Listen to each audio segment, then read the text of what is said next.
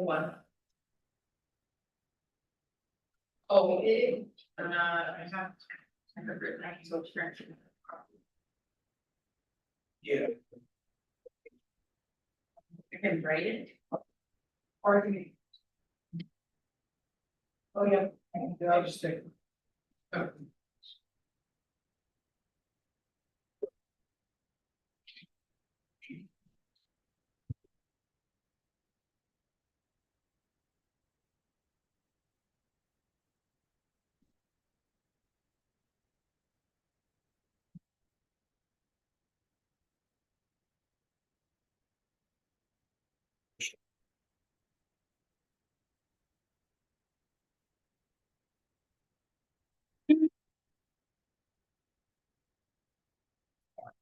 Okay.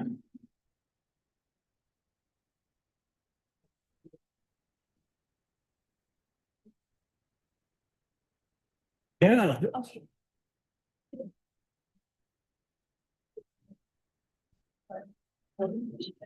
Yeah. Maybe this is the night to do it.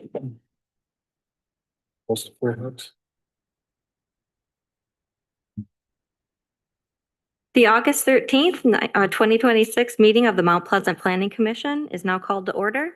Ms. Papadyko, can you take roll call? Commissioner Boyd, Here. Presby, Here. Devaney, Here. Duran, absent, Friedrich, Here. Havels, Here. Kingsworthy, Here. Martinez, Here. Portman. Here. We have a quorum. First item on our agenda is the approval of the agenda. Move to approve the agenda. Second. All those in favor? Aye. All those opposed? Motion passes. The next item on our agenda is the approval of the regular minutes from the July 9th, 2026 Planning Commission meeting.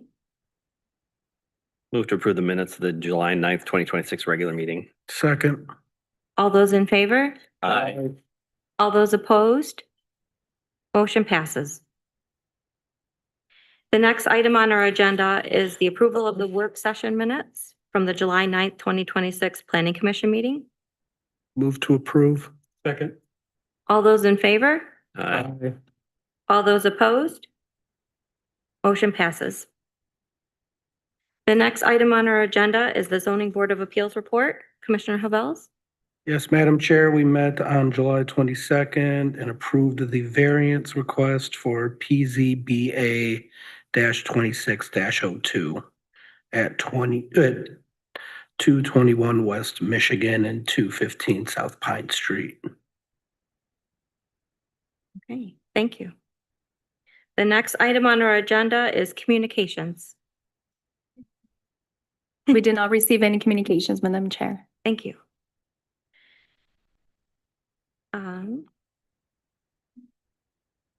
Okay, the next item on our agenda is a public hearing for PSUP SPR 26-001.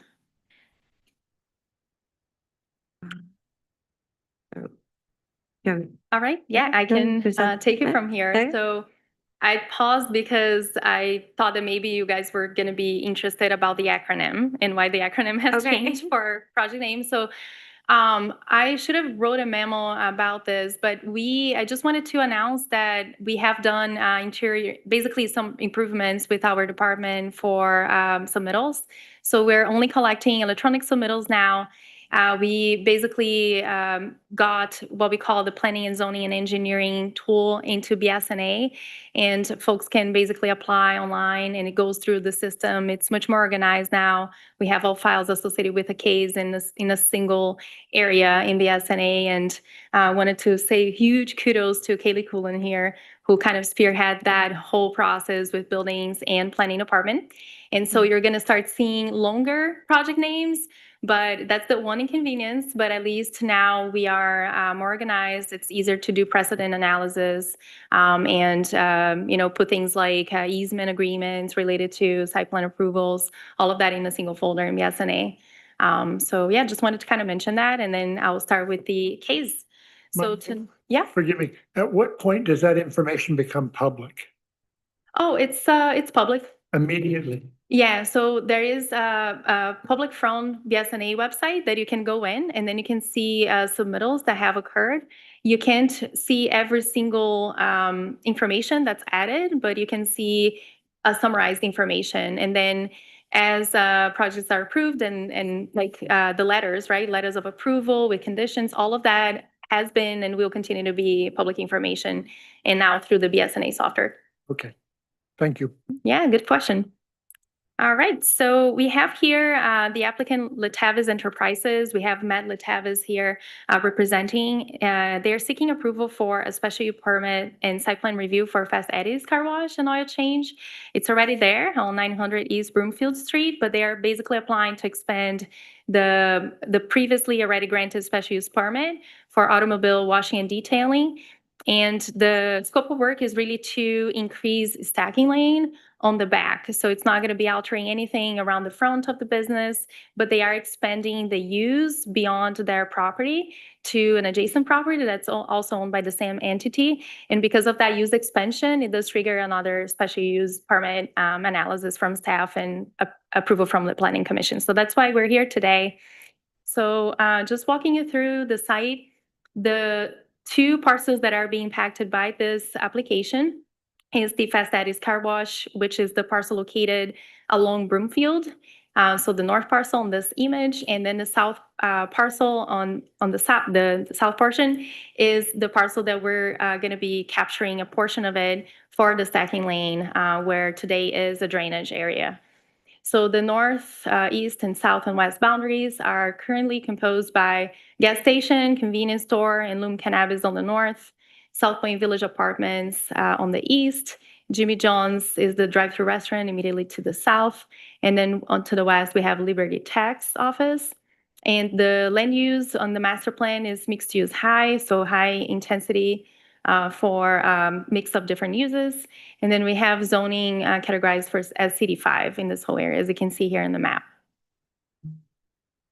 So these are the current conditions viewed from Broomfield looking southwest. So this is the frontage of the business today.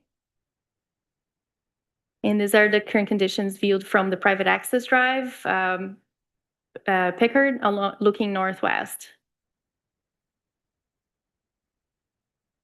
So general standards. So when looking at the general standards, I will pause on the latest one here, condition of approval per the Department of Public Works Water Department comments. So Water Department had additional comments here related to this case. So I just wanted to make sure that the applicant and the Planning Commission had seen them. But basically, it's just for clarity, you know, that there are some comments there from the Water Department regarding follow-ups that they will have to do. And I did not see any issues with nuisances on adjacent properties within 300 feet of the area or the immediately adjacent parcels, because overall, this project is going to improve the existing business by reducing potential congestion on that access drive that does take vehicles from Broomfield onto the other properties immediately to the south of the business, and taking more vehicles and increasing that capacity within the private side for that particular car wash. So I see that as an improvement. They're getting closer to compliance with our standards for stacking and all of that. So I didn't see any issues with traffic, noise, odor, or anything like that. So just to show you what the site plan looks like, so you can see here the existing building footprint, and then where that stacking is being added. So the dark line that cuts through that area with stacking is where the adjacent parcel is located. And then you can see how that stacking is adding another 3, 6, 9. I made the count in my report, but yeah, so another 13 vehicles there. And as part of the pre-application meeting process and conversations with our engineering team here from the private applicant, Tim Beebe and his team, we did talk about, as part of this requirement, to have an easement that is formally recorded for that area, because while right now we have the two parcels being owned by the same owner, we never know if there could be a sale of a business or anything like that. So we want to make sure that we have an access easement area recorded as part of the site plan approval. So in case there is indeed any transfer ownership, that new owners are going to be protected and ensure that they can continue to use that stacking lane. So that's what this image is about. It's the proposed easement area. So when looking at the site plan review specifically, due to the expansion of the stacking lane to another parcel, we have requested the easement, as I mentioned. So it just, you probably have seen this already, but in my report, anytime that there is something that's going to become part of our recommendation for conditions of approval, we highlight that. The applicant complies with all other standards. Many of them are not applicable because, again, they're not triggering any other requirements regarding streetscape or changes to the facade or anything like that. So lighting, they also did not propose any additional lighting. If they do, they can ask for an amendment and then provide the lighting information to us, but they indicated that they're not going to have any additional lighting on the parcel. Public comments, we did not receive any public comments for this case in writing. And then therefore the analysis is that the proposed work complies with the minimum requirements of the zoning ordinance. And then we also refer to the objective 1.1 of the master plan regarding consistency with the master plan, regarding the types of future land use. So mixed use high is high intensity. And so we see it in alignment with that. So staff recommendation is to approve PSUP SPR 26001, subject to the following conditions. 1, the applicant shall coordinate with the engineering and planning departments for review of the proposed access and utility easements and provide a copy of the recorded easement to the city. And 2, the applicant shall comply with the requirements of Public Works. That concludes my presentation. Thank you. Thank you. Do any members of the Planning Commission have any questions for Ms. Povideco? I have a question. It appears once again, I have printed an possibly incorrect version of a document. I just want to verify that the actual document is going to say, instead of applicant Crest Oil Company, that was a very early That was version. an error. That was a draft version. Yeah, Yes. I locked it. As soon as you guys put it out there, I'm like, yep. I Print only that. flagged that when preparing my presentation, so I apologize for that. This is as it's. I can changed to the imagine how very document. confusing that was, so I apologize. No worries. That's all I've got. Thank you. Okay, see no further questions. If the applicant is here and would like to speak or present your case, please come forward and state your name and address for the record.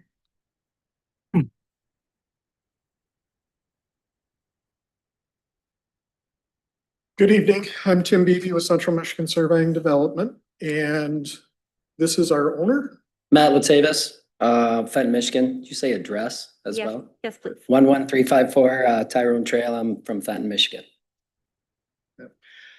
We appreciate all the work that staff did on this with us. They actually met with us, I think, 3 different times. And we worked on the plan together. We were able to increase the stacking.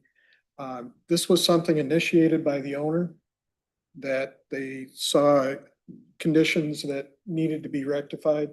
There was stacking in the private easement, stacking out Broomfield. We were talking before the meeting. I happened to have one of the annual passes, and I drive by and look at the line and go, oh, no, not doing it now, and continue to drive past. So the double stacking is something that when high volumes are in use, they've got an extra place to pull in and get them out of that private easement and hopefully never see the backups all the way out to Broomfield like we've seen. So just wanted to thank staff for all their work. And Matt, do you have anything? You did a nice job. Usually I show up with these engineers and I'm the one that's doing all the talking.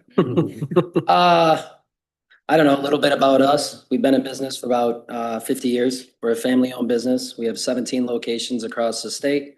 I'm a 3rd generation. My father and grandfather started this thing. We've been in Mount Pleasant. I've been working for the company for 30 years, and we've been here as long as I can remember, so a long time. And I would say since post-COVID, we've probably gained 30% in volume, which is a good thing. But anytime you do that, you got to evaluate how we're expediting cars, how we're stacking those cars. And so talking with my managers over there and my district manager, it has become an issue where we are consistently on a daily or weekly basis out in that easement. And in the wintertime, it's a little more difficult to expedite cars because of the snow and ice, where we would be all the way out to Broomfield. I think they said a couple times we were in Broomfield, which is not good for anybody. So I started to evaluate what our options are. We own that property farther back. I had a really good meeting about a year ago with Manuela, who's wonderful to deal with. I've had to deal with a lot of city, yeah, and you've been great. And so I threw out a couple options that I thought, with dragging them a little bit farther back into the parking lot where we could stack more cars, get out of the easement, good for everybody. And it didn't look like we had a whole lot of roadblocks. I just had to get something formal together. So we got with our contractor, we got with Tim, and we're sort of here today to look for some guidance and hopefully approval. Thank you. Thank you. Any questions for the applicant? Okay, thank you. Yep. All right, now I will open public comment for comments related to this case. If there's any members of the public who wish to come forward. Okay, seeing none in person, are there any online?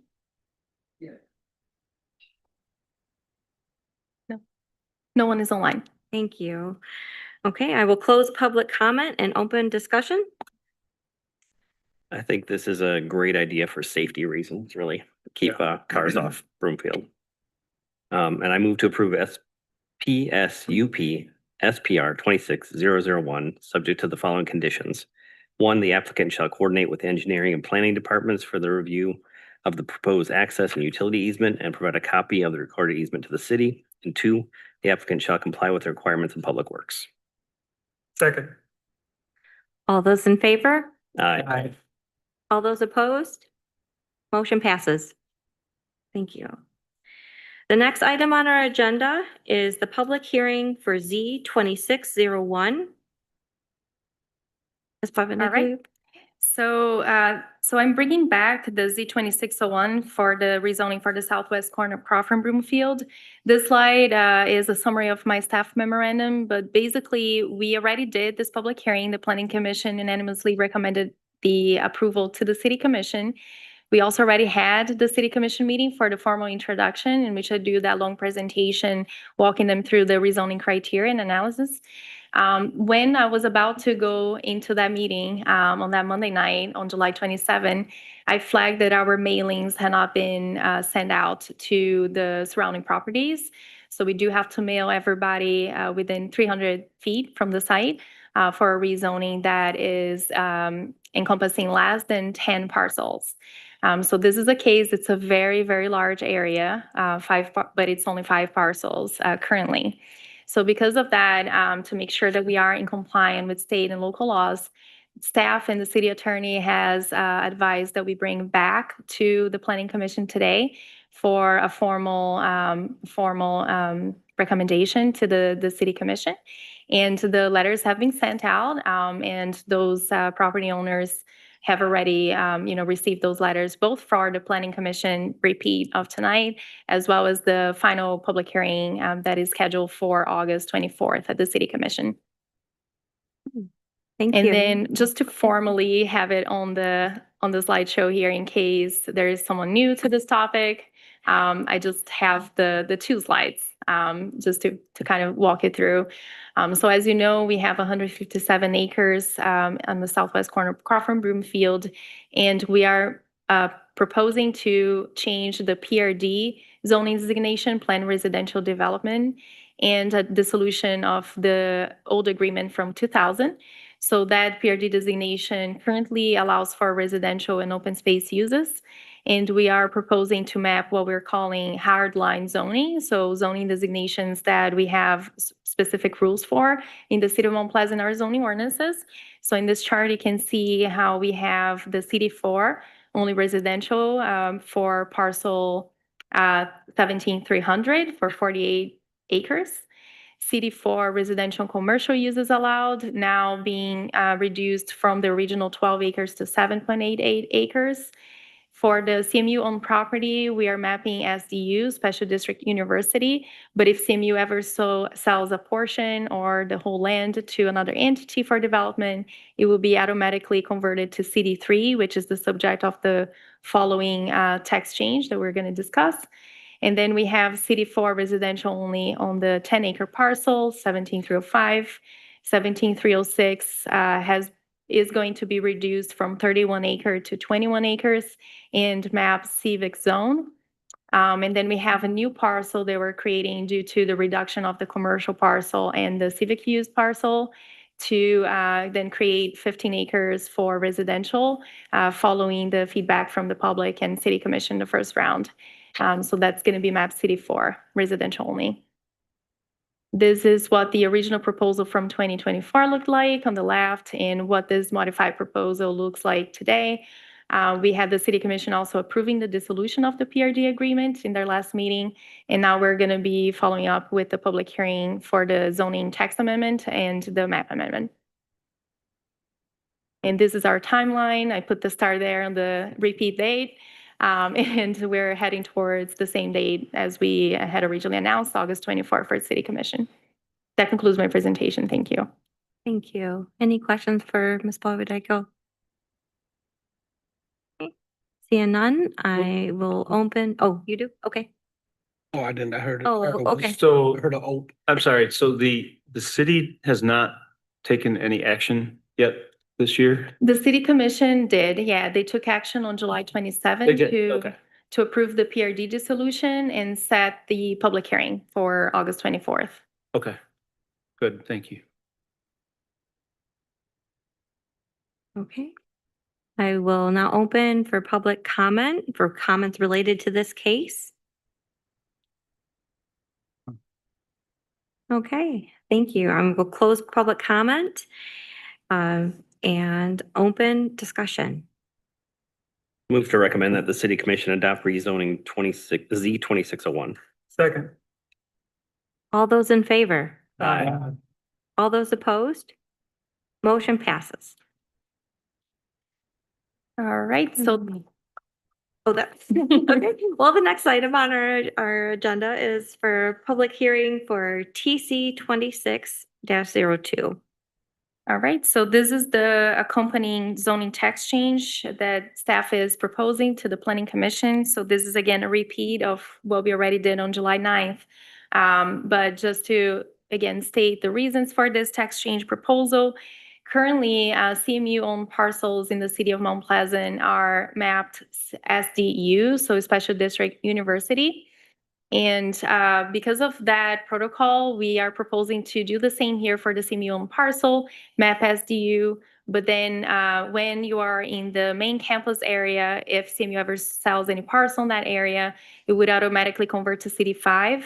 And then if you are on the University Park area, if the land is conveyed, that would convert back to Special District Research Center, which is where, for example, Mitsuba is located. And then in this case, because of the master plan asking for housing on that parcel, we are recommending that it converts to CD3 for low density. So that's what the text would do. And we are again in the same timeline in parallel with the rezoning. Thank you. Any questions for Ms. Povidenko? And none, I will open public comments for comments related to this case. Seeing none in person, are there any online? No. Okay, I will close public comment and open discussion.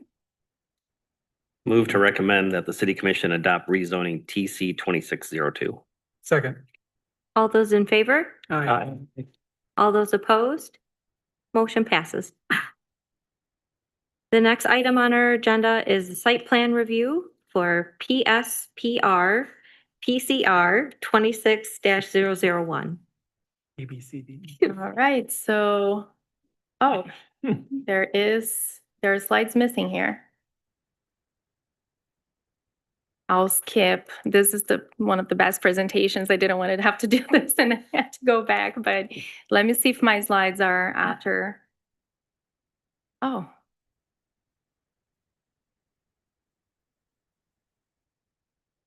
Could I have lost my entire work? It could have happened. I'm just gonna need 1 minute here. Okay. I'm gonna open my computer.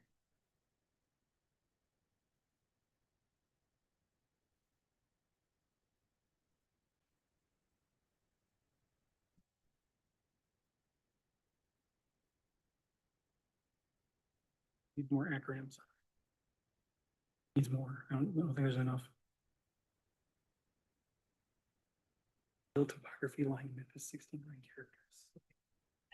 The numeric date at least should be part of it. Or maybe like geo coordinates, you know? Yeah.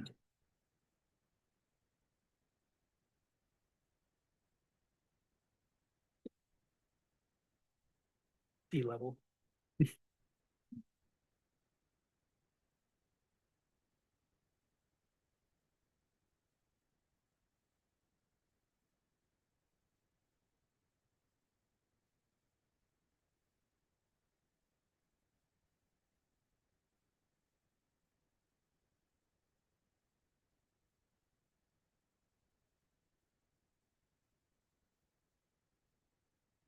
It would be a very good thing.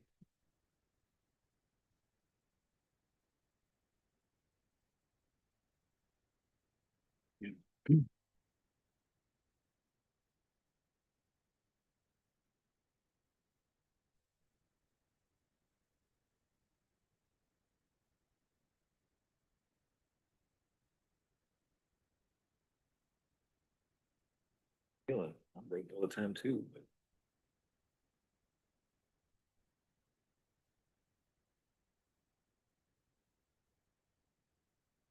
Yeah. No, Mike. Like somebody could come up. So we're gonna have to be old school today for this case. And I'm gonna leave that slide up, but we're not talking about the survey yet. We're gonna be talking about the case that the chair introduced. So 221 West Michigan and 215 South Pine are the sites for this site plan review that we have all the information in the packet, so I'm gonna be going off the packet. So for this parcels here, they're located in downtown Mount Pleasant on Michigan and Pine Street, just a block away from City Hall. And some of you may recall the applicant Yui Yalamarty on behalf of N18 Developments LLC. They did come last year for approvals of both two options of a mixed-use building on those sites. Since then, the applicant has been seeking grants and financial tools to be able to put the 7 million project up here in downtown Mount Pleasant.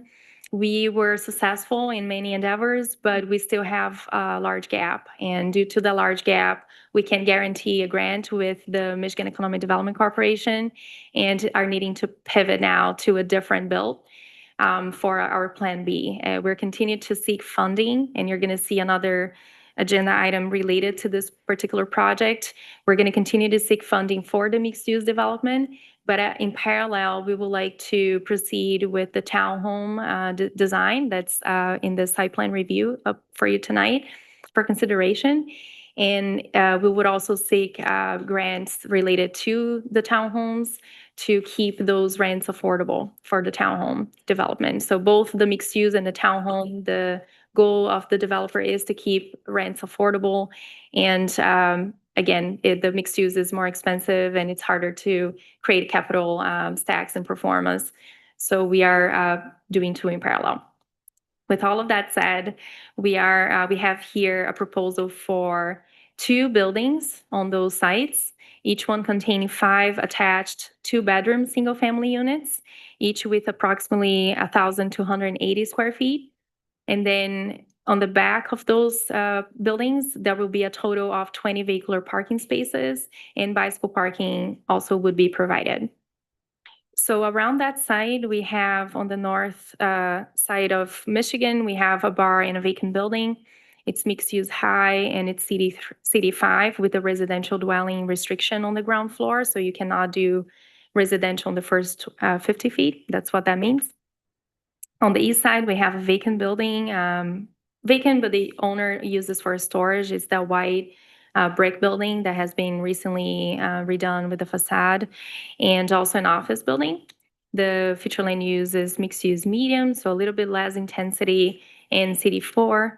On the south, we have a duplex building, mixed use medium, CD4. And on the west, we have multiple family building, mixed use medium, CD4 as well. So as you know, townhouses, they are permitted as a right within CD5 districts, but we are bringing this case to the Planning Commission because the overall developments, they will exceed 10,000 square feet, which by ordinance does trigger Planning Commission review as well and approval.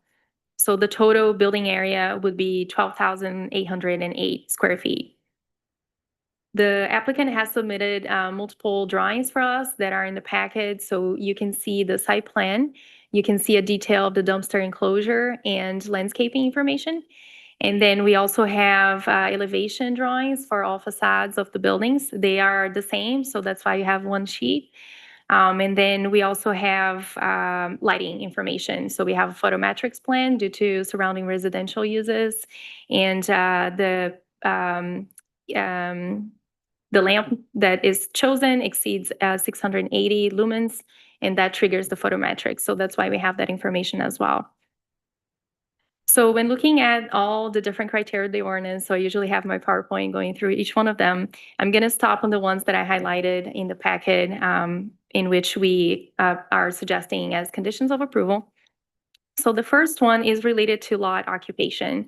We have multiple requirements in the ordinance regarding lot sizes. So usually it's just lot width. We don't regulate square footage anymore. So we are good with lot width. However, we do require that in CD5, no more than one principal building shall exist in each parcel. So because of that, currently we have 3 different parcels that compose this zoning site plan application. The applicant is going to have to merge and then basically redo the boundaries of those sites and split each one of the townhome developments into 2 different parcels. So then we have each individual townhome in one separate parcel. So that will be a condition of approval. So we are ensuring compliance with no more than one principal building per parcel in the ordinance. So that turns 3 parcels into 4? It turns 3 into 2. Okay. I didn't follow why it's 2. I thought it had to be divided for each one of the. Yeah, so we have 2 that are from Michigan and then 1 that is from Pine. So it's going to be imagine if you're merging all of them and then splitting the totality of that into 2. That's what the proposal would be. Yeah, any other questions on that? Because I don't think this comes off very often.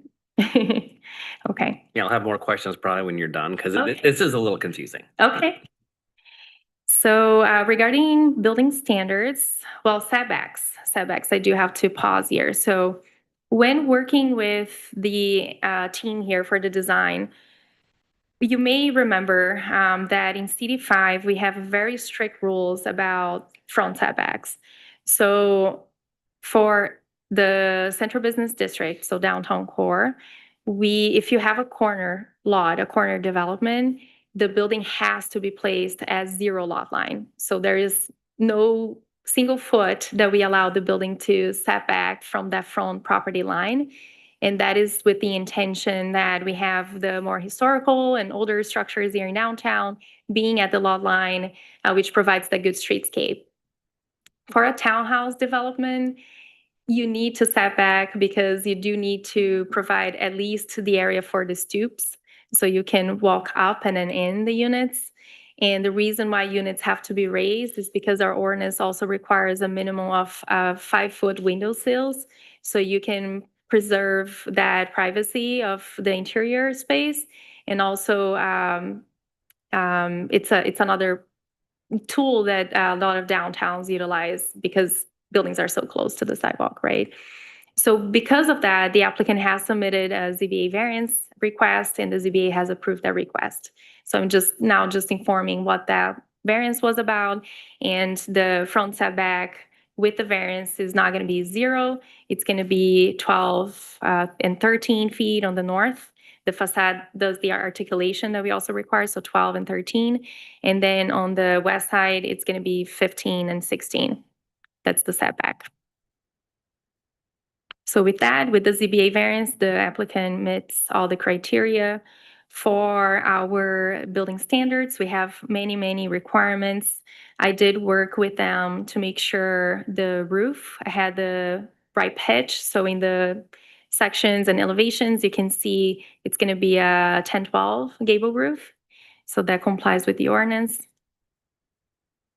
And then just going down with vehicular parking, as you know, we don't require parking, but the applicant is providing parking. Parking is screened by the buildings.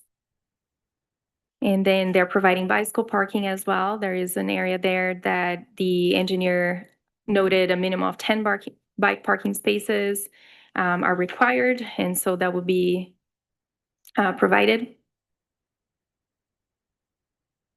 And lighting also, as I mentioned, has been provided. So with that, the staff analysis that the proposed site plan, together with the conditions of approval, complies with all zoning ordinance standards. So for context, to follow objective 1.1 of the master plan, this project is consistent with the future land use designation, mixed use medium, and helps further the master plan and city commission's goals for more diverse and attainable housing options, especially within the missing middle category, and to support the local economy. More specifically, the proposed development will add new residents to downtown, helping support existing local businesses, provides additional housing options for the community.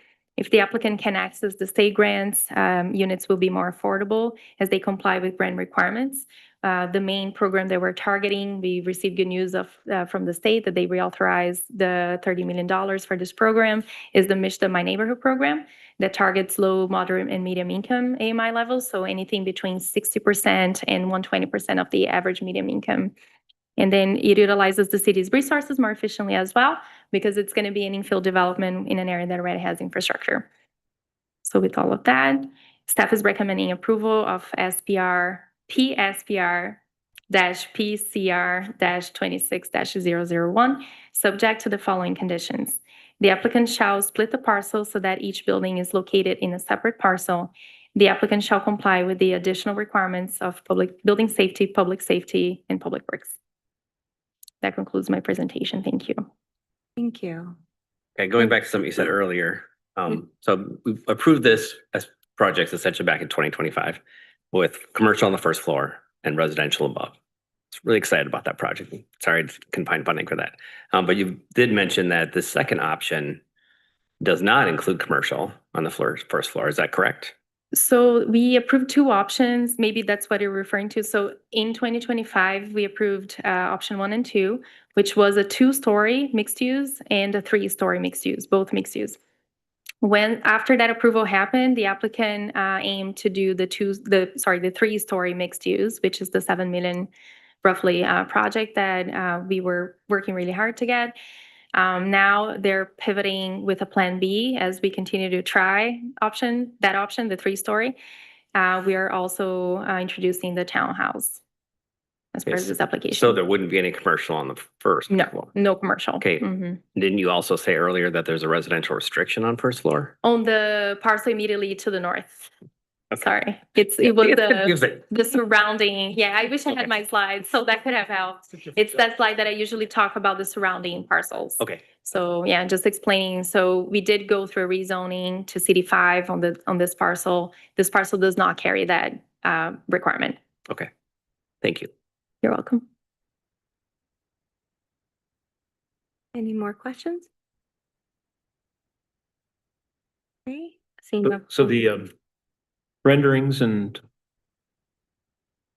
plans do not reflect the townhome. They include the commercial space, but so I must not have printed the So that is correct, but it's part of next agenda item, which is an extension request. So we can continue to try to get grants to fill up that capital stack for the mixed use. Okay. If you go back a few pages, it should be, do you have the packet open? Because my Acrobat is not working.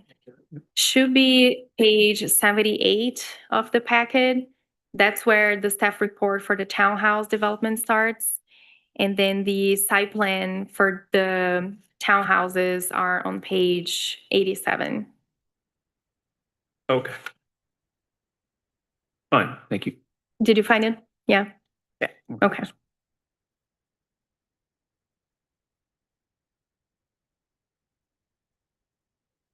No worries. Fine. Okay. Might not. Any more questions for Ms. Povidico? Chunks. And none, I will open public comment or comments related to this.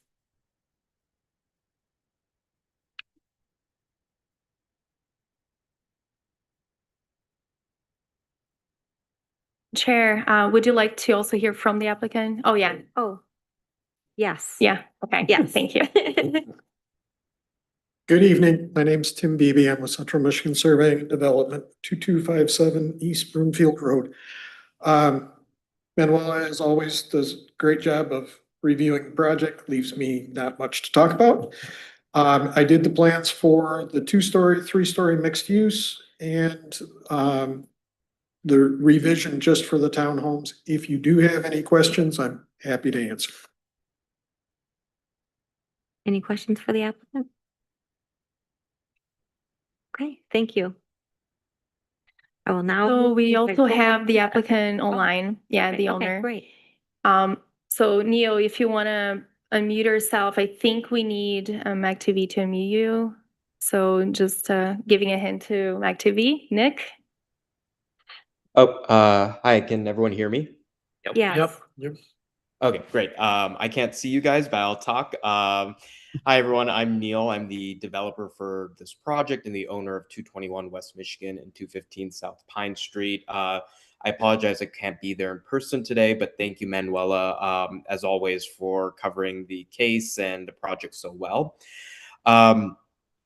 As Manuela mentioned, what we're looking to do is kind of parallel path these two projects for this fall as we raise capital and apply for incentives to bring this project to life.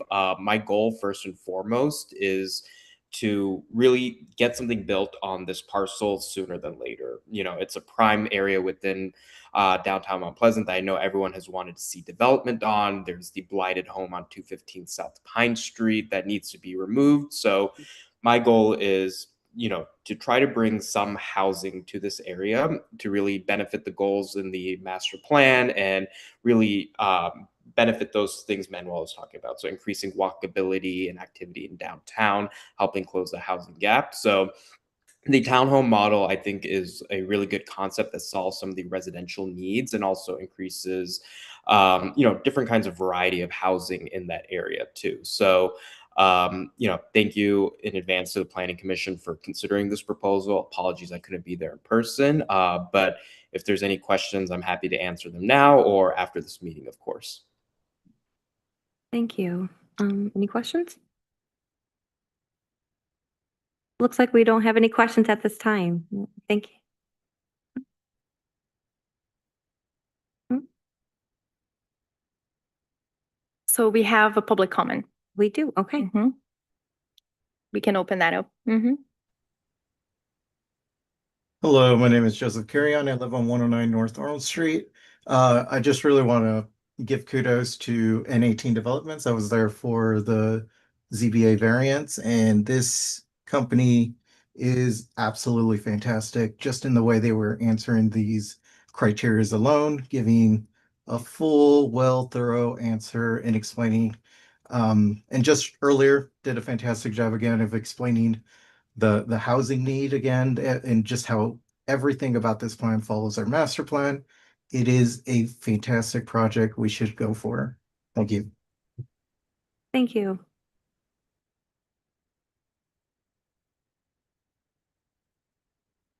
That's it. That's for, okay, I will close public comment and open discussion. Move to approve PSPR-PCR-26-001. subject to the following conditions. Number one, the applicant shall split the parcel so that each building is located in a separate parcel. Number two, the applicant shall comply with additional requirements of building safety, and public works. Second. All those in favor? Aye. All those opposed? Motion passes. The next item on our agenda is new business. To discuss and consider an extension of SPR 2516. All right, so as you know, pursuant to our zoning ordinance, site plans, they expire after 12 months if no action is taken. So that could be any type of permit that initiates construction. But because of the capital stack and going through all the grant applications and those kinds of things, the applicant is requesting an extension of that mixed-use 3-story concept to see if we can get funding. So that's what this is. And we can get a one-time extension of the site plan if another 12 months goes by and the applicant does not start construction, then the SPR would become void and the applicant would need to refile. Okay. Thank you. Any questions? Okay. I will open for discussion. Move to grant a 1-year extension of SPR 2516 option 2. Second. All those in favor? Aye. All those opposed? Motion passes. Okay. Yeah. Madam Chair, did we gloss over the public comment after the site plan? For the whole shebang, or? did I Sorry, miss what's that? the question? Yeah, that was the question for, did we have public comment for On the everything? last one? Yeah, No. no. Yeah, item number 8. For the, Oh, public comment, just general. Public comments in Just general. skipped. not yet. Okay, I just wanted to, I didn't know if it Not was yet. different on your sheet, No. it's just on mine, I No. just wanted to make We're sure. still on new business. Okay, okay. And the next item is new business related to the housing survey results. So yeah, so I think we skipped formally opening public comments. We did receive a public comment, but we didn't formally open public comment. But we did do public comment. So it's just that we missed that one line. Let's open Okay. public comment. Joseph Carrion spoke during that time. So if we want to reopen another public comment, I just want to make sure, Yeah. everyone gets their 5 minutes, yeah. Yeah, Madam Chair, maybe if you want to Okay. make sure we invite folks to speak Absolutely. one more time. Okay, so this is related to public comment for our site It's- plan review. No, Oh. Public comment for anything. anything. For, Just open comment. okay, I did not have that on my General. notes. All right, I will, okay, I will open general public comment. For anyone in person? No, seeing none, are there any online? I believe we have Joseph Carrion wanting to speak again. Hello again, just carry on 109 North Arnold Street. I did want to cover again on specifically the last project, but less about the project and more about the variance, which is off the agenda, and that's why I waited for this time. The variance itself was answered really thoroughly, which I kind of explained, but I didn't really we're talking about 2 pages for one criteria answer.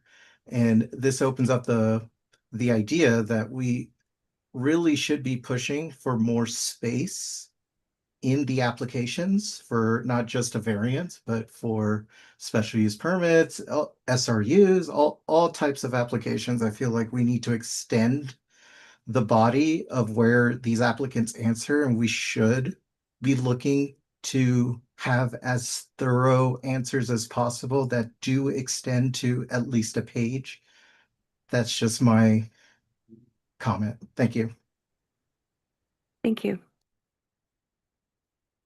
Any more comments online? No. No Okay. comments online. Okay, I will close public comment. And go back to new business for our housing. It's the extension request. Did you make a motion? Yeah, We Yeah. did, we did that. We yeah, did. we granted that. Okay. We're on housing survey result. Survey results, okay. Hello, everybody. It's nice to be back here and see you all again. For a refresher or anybody who might not know me, I'm Lily Reel. I am the Planning and Community Development Intern for the summer, and my main goal is to look at our zoning ordinance and request some text changes to improve it and solve some conflicts. But first, I'm talking about something really exciting. Our results of the housing report survey came back. So we had 100 responses exactly, and these responses are split into two. So we're starting with the renters, but I'll jump right into it. And at the end, pay attention if there's any questions you would like to ask, we can go back. So here is how we started with just getting some demographic information on where people are located. So this map was given out in the survey and people could just say where they are from. This can be connected to the other information, which is super insightful to be able to tell how people like living in certain areas in the city. Here we have rating your experience living in the neighborhood. I do also want to mention, you can see how many people answered each question. Since this is split into two and none of the questions were required, that's just an important piece to all of the statistics. It's sort of out of different amounts for each question. But here we had most people say they rated an 8 out of 10 for their experience living in the neighborhood, skewed on the higher side with some lower answers. So we also asked specifically what people like or dislike about their neighborhoods. There's more answers than what you can see on here. The main points that people mentioned were noise. A lot of people talked about enjoying the quiet, whether they're referring to traffic or neighbors and people. Crime was mentioned as an issue for a few people, and convenience and location was a big point here. Some people really enjoy being near where everything's going on, near Mission Street. Some people not so much. And then this is not just general neighborhood satisfaction. This is specific to housing situation. So some more balanced answers here, but still having 8 be the most prominent. And then specifically asking what you would want to be different with your housing situation. Again, a lot of different answers, but the general ones that we saw were cost and space, condition, and utilities. So people are mainly looking for what they're paying for their apartments to be, or for where they're renting to be matched with good condition or better utilities, more space. And here we're getting into a little bit more statistics. So how many people live in the household and what is the rooming situation? So about half of, or exactly half of the answers are living with family, but we have a majority of 1 to 2 people per household. This is really interesting to kind of compare with the next points on how much people are paying. So on the computer, we can go through and look at each answer. So kind of see what people answered for each one specifically and compare not so general, which is going to be super useful for the future. Here is approximate monthly rent that people put through. The way that JotForm put it out here is a little bit hard to perceive, so I have a range. It's from $550 to $1,500 was the answers here. And then we asked how much of the percentage of income is being spent on housing monthly, and then what is the ideal monthly rent that you'd consider affordable. We have a little less than half of the renters considered cost burdened, which is paying more than 30% of your income per month on housing. This is interesting because it matches both levels above and below. So census data actually also reflects this, along with our community outreach initiatives to just go out and hear people talk about their situations. This is also reflected through that. And then ideal monthly rent is just good to know for housing types that we're looking to introduce into the city. We only had one answer here for people who are receiving housing assistance, which I think also is kind of a answer in itself, that one out of the 100 or half of 100-ish people who took this survey and were renting that received housing assistance or were aware of the housing assistance that they received. And then we asked at the end, what housing types would you like to see more of? And we have single-family homes, tiny homes, and townhouses being the main portion of these responses, along with duplexes being added in there, similar percentage. So really, it seems like people are looking to not be sharing walls necessarily. So, or share one wall if you're in a duplex, not having that situation where you have neighbors right on either side of you. So then on to the owners' responses. We did have a higher number of owners respond to this survey. So again, kind of paying attention to the, where it says 70 answers up there. A slightly different distribution of location in the city as well, of where people were answering from who are owning their homes.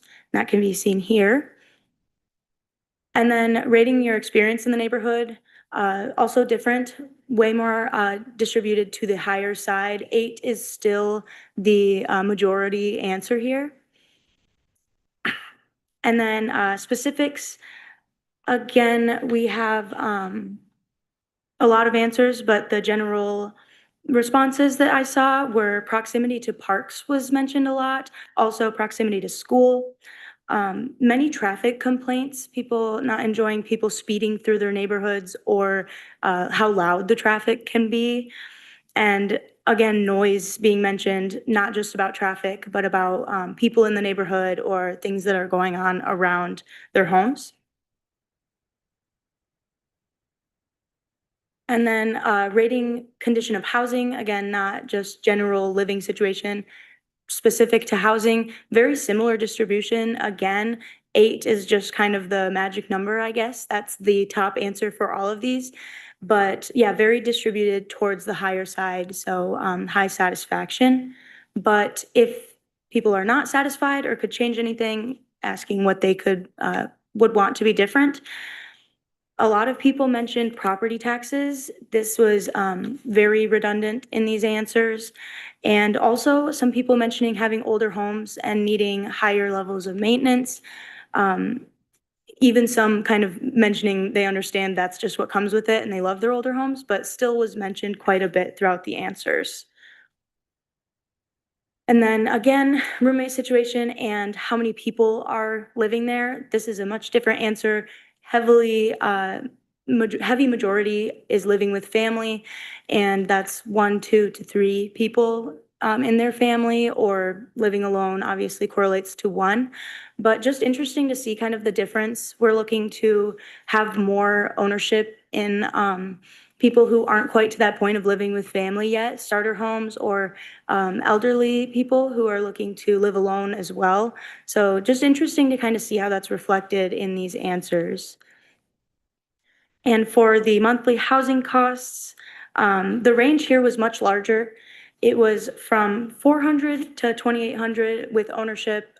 It's a lot more dependent on situation. So these answers were pretty interesting to see, but still useful very much. And then percentage of monthly income and ideal monthly income has some very different responses here. So lower percentage of income is being spent on housing for ownership.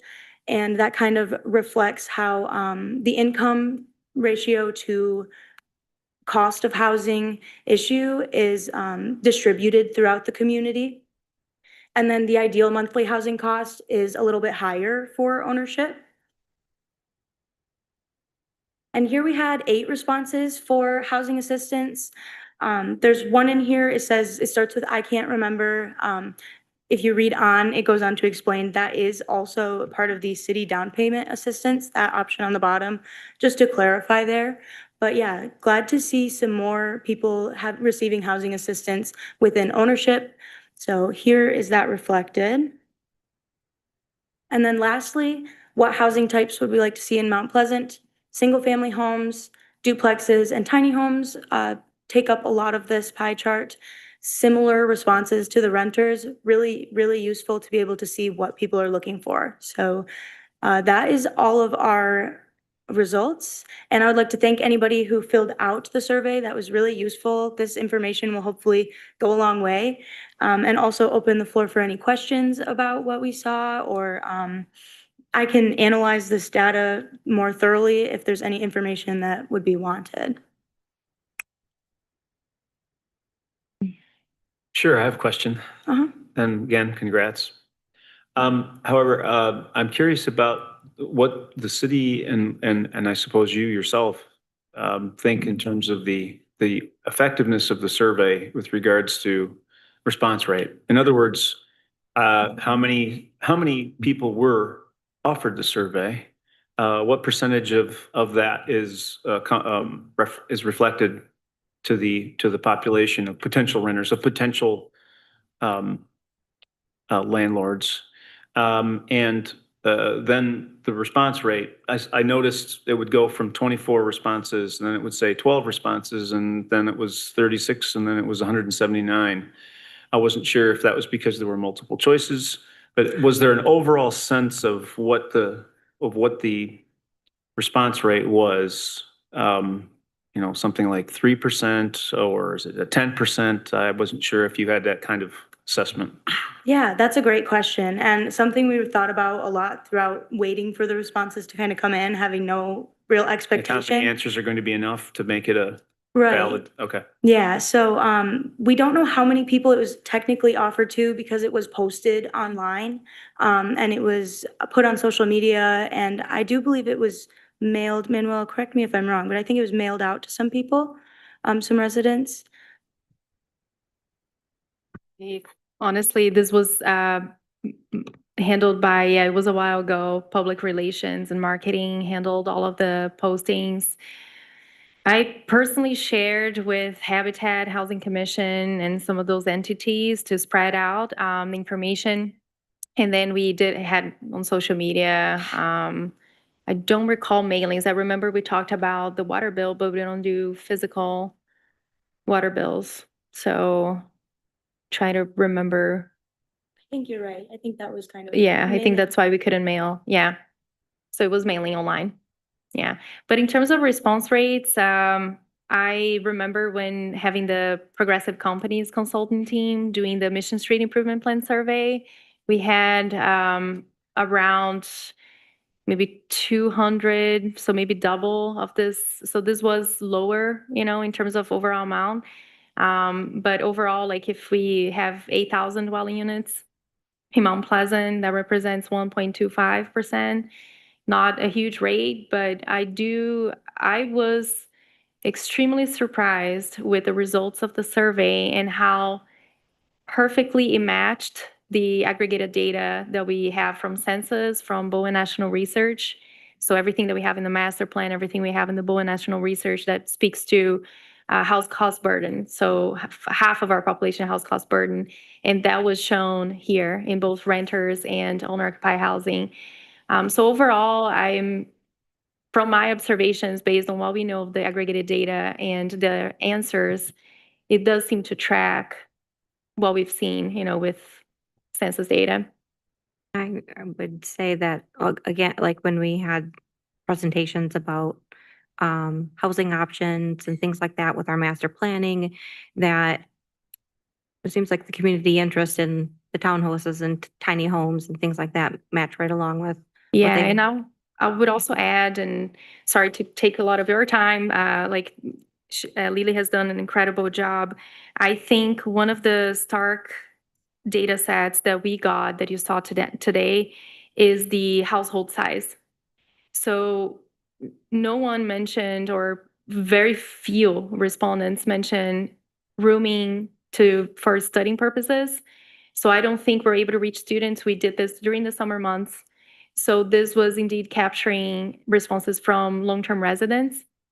And it was stark to me to see living with family being the majority, but then when you look at the number of households, including yourself, it's 1 or 2. So the whole big question that a lot of folks don't understand is why are we talking about needing to build more housing if we are reducing a number of population counts? And the answer is always because we're growing household counts. How can we grow household counts without growing head counts? Is because our household sizes are becoming smaller. Folks are aging, right? Kids are moving away, grandkids are moving away and creating new households.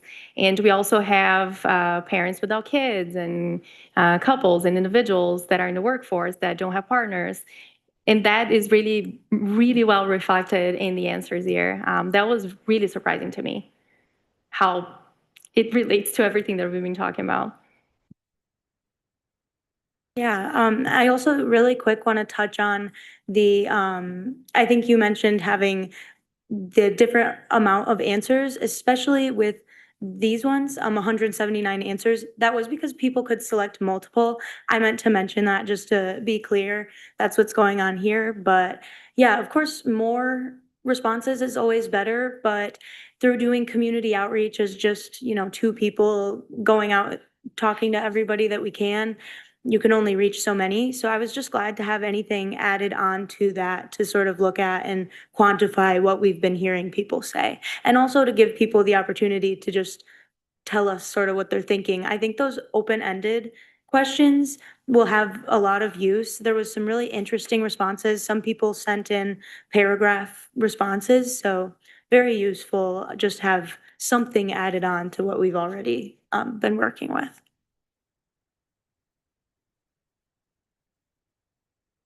Okay. I'll just echo kind of the sentiment of, job well done. And I know how hard it is with surveys, you got to just cast a wide net.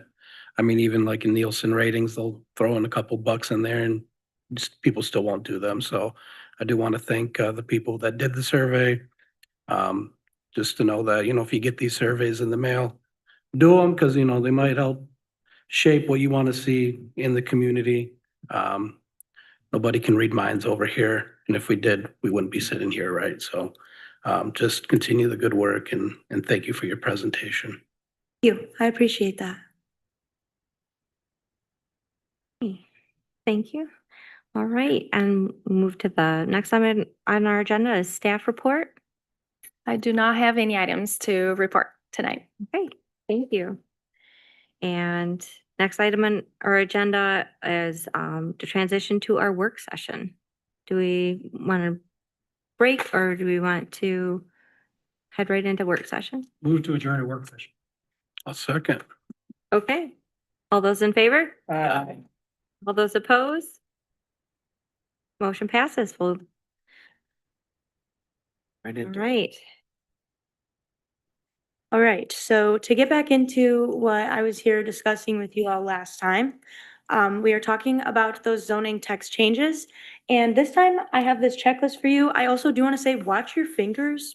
It's stapled a little bit weird and it could poke you. So I just wanted to make sure I said that before anybody got injured by the staples. You want to check these checked out in blood over here? Blood.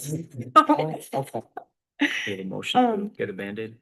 But just to kind of explain how I'm hoping the checklist will work out, I think it will be easier to sort of have something to follow along with and keep our discussion in check a little bit. So as I'm going through explaining each text change, which this presentation will be a little bit more thorough than the last, feel free to check any that you think, okay, that's good. I don't have any concerns there. And anything that you do have concerns with, leave unchecked. And later on in discussion, you can change things or even write notes. I'm hoping to collect these back at the end and then have this as sort of a quantifiable answer to how all of you feel about these text changes to bring on to the next. And hopefully some feedback and discussion will get us where we need to be with all of these. So just to be clear. Yeah. Because I was thinking the opposite of what you just said.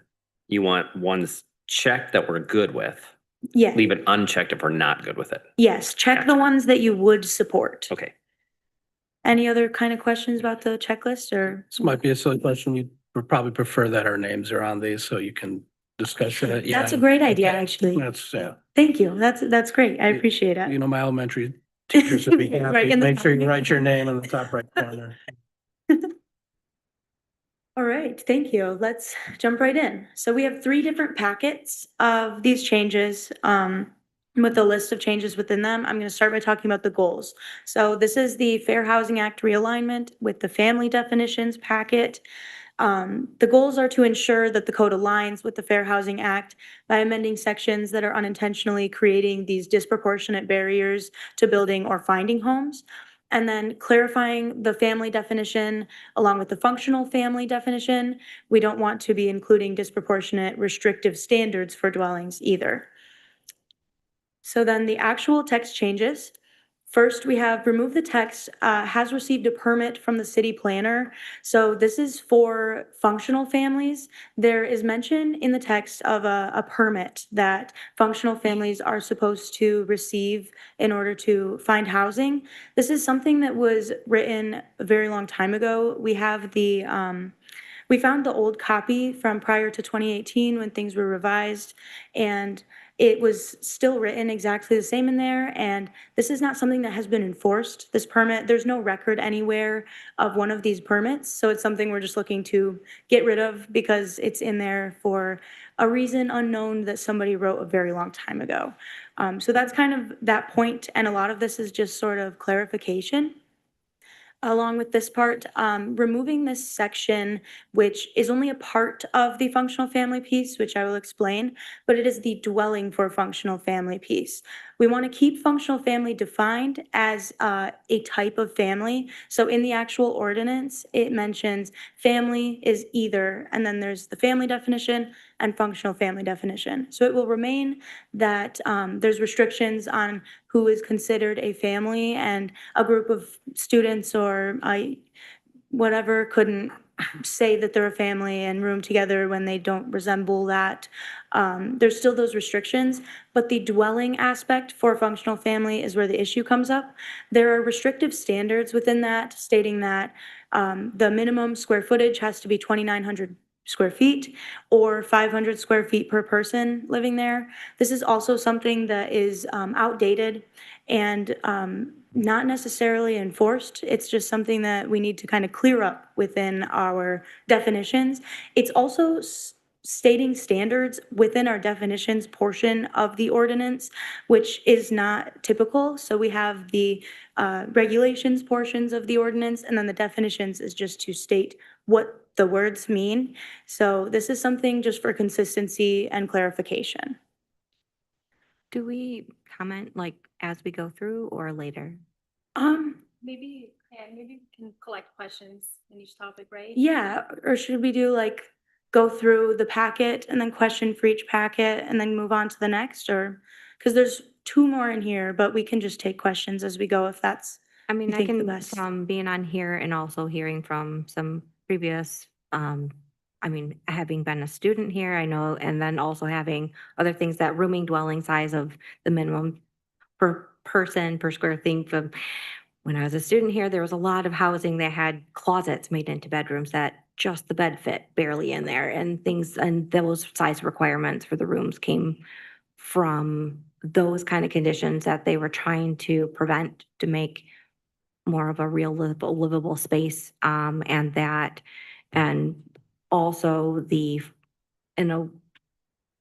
having an open definition of functional family, I think is correct to do, but I think that part of that, it was defined because of the community really wanting to have student housing separate from residential family housing. Yeah, absolutely. I think that that makes sense with sort of what I've read and what it seems like was going on when this was written. So that will still remain that separation between family and student, but just the dwelling type for a functional family will be the same as a dwelling type for a family, instead of having those separate definitions for specifically just the dwelling aspect. So the separation still will exist after this change is made, if it is, but it's just the dwelling definition that will change. Does that sort of make sense? Not the size requirements of you had mentioned about the size. Maybe I can add, so square footage per occupant, that kind of rule does not exist in the zoning ordinance today, except for functional families. So not rooming dwellings, no student housing has a square footage per head requirement in the ordinance today. The way that is handled, occupancy is handled, is through the building code and the International Property Maintenance Code. The IPMC, we did not have it back in the day when those issues came to be. So zoning did have requirements regarding occupancy. Now we do have the codes that have been, reformed multiple times from state level, but also the International Property Maintenance Code is a mandate for every rental property in the city of Mount Pleasant and is verified by the fire department on annual inspections. So they will prevent the issue with crowdness in units. Okay.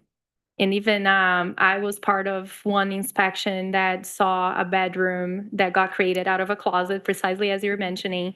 There were no escape windows, did not comply with any code, and that wall in between was removed and became another, again, the large bedroom as opposed to two small bedrooms and one without a window. So those things have been cleaned quite a bit through our code enforcement folks and through the adoption of the IPMC.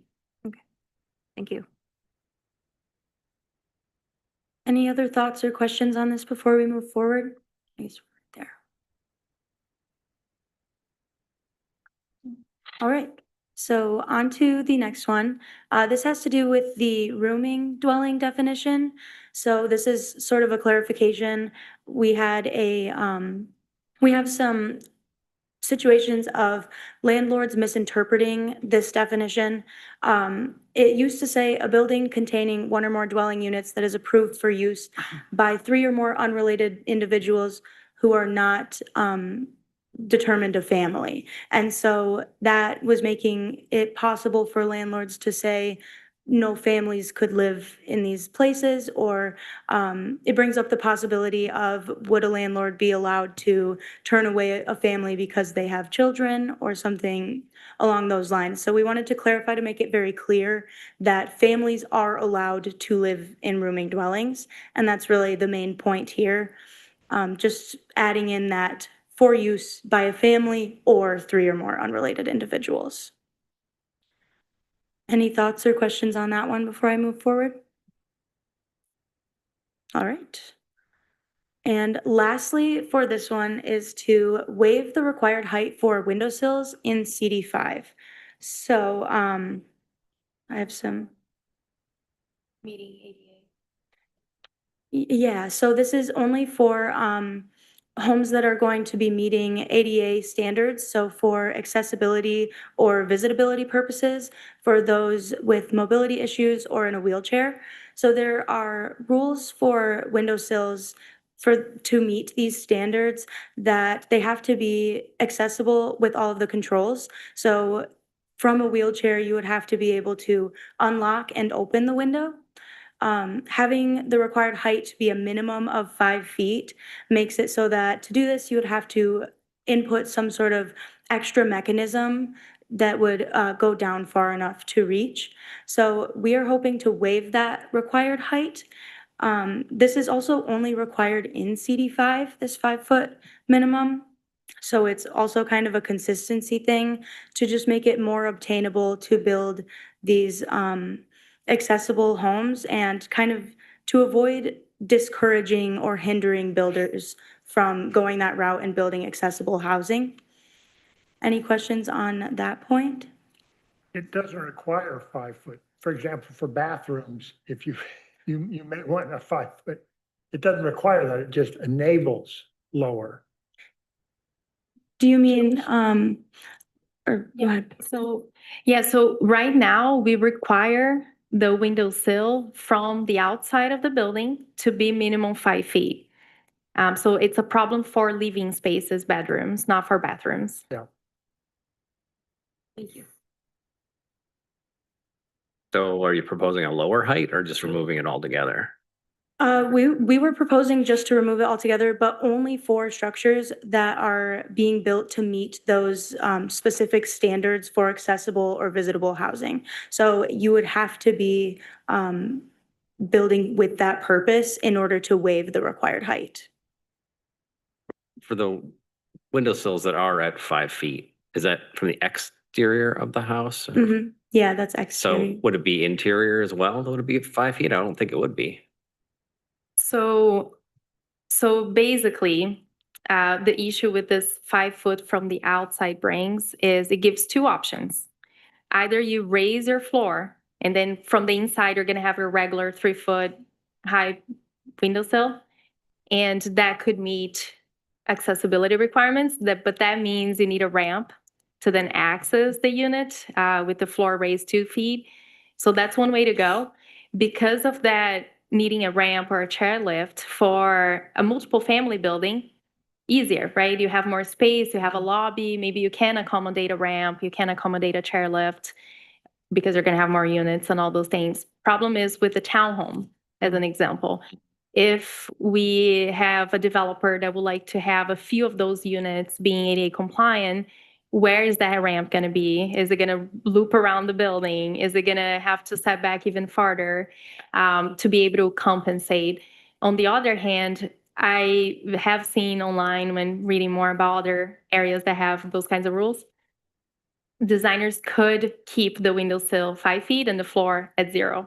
So then you do have high windows internally. Yeah. But that does not comply with visibility from the interior, especially for those on the wheelchair. Mhm.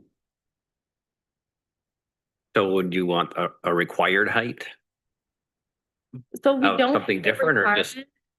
willy-nilly, whatever a builder wanted to put in there? As So long as it's not that high. The proposal is to keep the 5 foot minimum in CD5 because of urban design principles that are applied in CD5 specifically, but only waive if the unit is going to be meeting visitability or accessibility requirements And in that would be building the code intention of the building at the time it was built.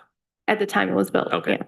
And that would be like a triggered determination, or would that be a staff administrative review decision? Most likely staff, but let's say in this case that came tonight, right? It was 2 townhomes, 10 units. So if you think about a scale that big or larger, it will come to the planning commission. If it's anything less, it would go to staff only. So if it's bigger than that, then the planning commission could say you need to have X number of units with windows this height. It's a black and white checklist, right? It's like, if it's staff or the planning commission, it's the same protocol. So applicant comes in, I want to build 10 townhome units.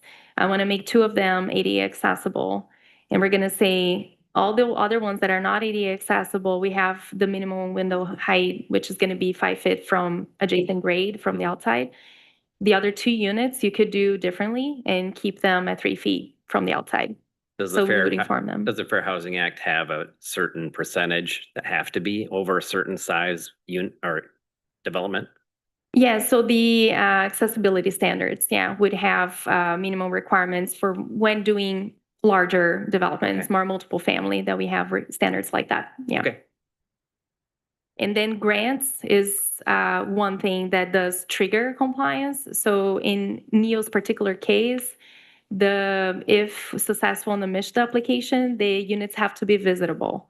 So then we do have visitability standards that we have to comply with the ordinance, which include having at least one entrance that's going to be accessible. And then I think there is a visibility from the window to the outside as well that has to be met.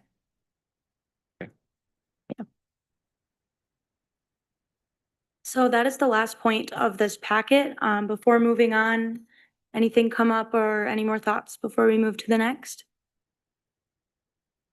All right.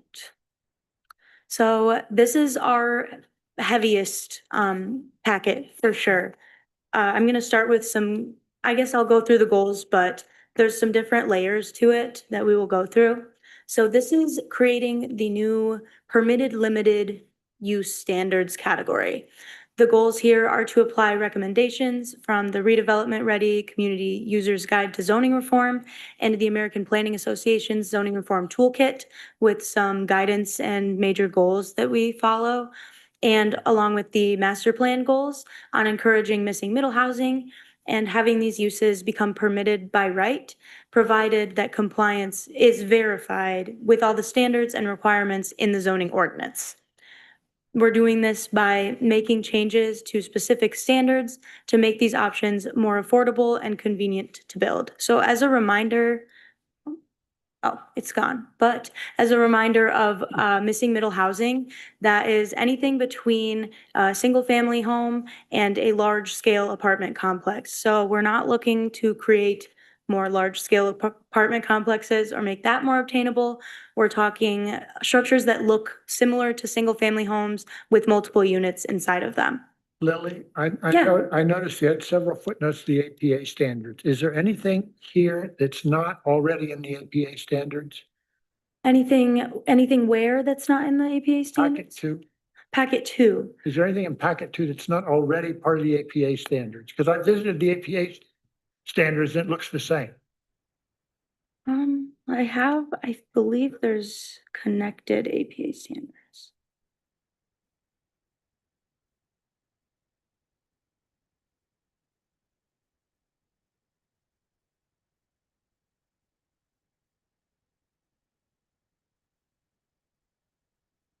So are you asking if there's anything in these text changes that is not already discussed in the APA standards or in? Yes. Okay, so we aren't necessarily not complying with APA standards. However, there's some mentioned goals. I'm trying to scroll down to it. There's a section of the APA standards that I was going along with, like the section on paradigm shift. These are more not standards as much as goals. Oh, this is the toolkit. So there actually is not anything on the standards in this packet. I'm looking at the APA's toolkit. That is more what I would say we're going through. We don't not That was meant to comply, cycles. but I goal. apologize. Yeah. Oh, no, it's okay. That makes sense. And I appreciate you asking that. I get what you mean now. Sorry about that. But just, I don't know if everybody understood this conversation, but just to make sure, like the goal from the American Planning Association is to not impose city council, city commission approvals on things that should be permitted by right. Any black and white type of requirement that a staff can say it complies or it doesn't. There's no discretion, there's no discussion, there's no intention, right? It's just black and white rules that should be approved by right. And because of the housing shortage that we're seeing nationwide, there has been a huge push to remove barriers, such as having a special use permit being required for every single duplex that's being added, every single ADU that's being added. So that's what we mean with the goals part. We are going to be in alignment with those best practices that our whole United States American Planning Association is directing city planners to go forward with. It's more like a goal than an actual number or specific requirement. Thank you. Yeah, that's the best way to put it. And it will make for sure more sense as it's explained a little bit more. First, I want to show you kind of what we are talking about here. So this is a map I made to figure out where to apply this new category, permitted limited. So here you can see CD3, CD3L, and CD4, along with the statistics on the side. So we were looking at how many ADUs, duplexes, triplexes, and fourplexes there are in each district. For going away from special use permits for some of these uses, we were talking about what that kind of means. So special use permits being an out of character type of development for the neighborhood. So you can see on the map, CD3 has high concentrations of all four housing types that we're looking at here, while CD4 has some but not as much, and CD3L has almost none. That sort of showed us that we should not touch CD3L with this idea and add it in there because it would be out of character. It makes sense to have special use permits. And with CD4, similar idea. But in CD3, there's so many that this permitted limited category is really kind of perfect because they're already there. They will still have to meet the same criteria, but not so much have to go through the whole process that you would with an SUP. So then to get into the actual text changes here, It begins with adding a new section to the tables, to all of the legends and the columns that has, or changing some of the columns, that has this PL defined as permitted, subject to limited use standards. So that will be in the legend, and then in the table, we would change some of the following, or we would change the following from SUP to PL, and this would be accessory dwelling units and duplexes. Specifically, those would just be the simple switch, and this is just in CD3. And then for multiple family dwellings, we would change from SUP to SUP/PL with the 2 asterisks indicating to look at the footnotes. And there would be a footnote explaining that new multiple family dwellings would still be subject to the SUP, while conversions would be subject to the limited use standards.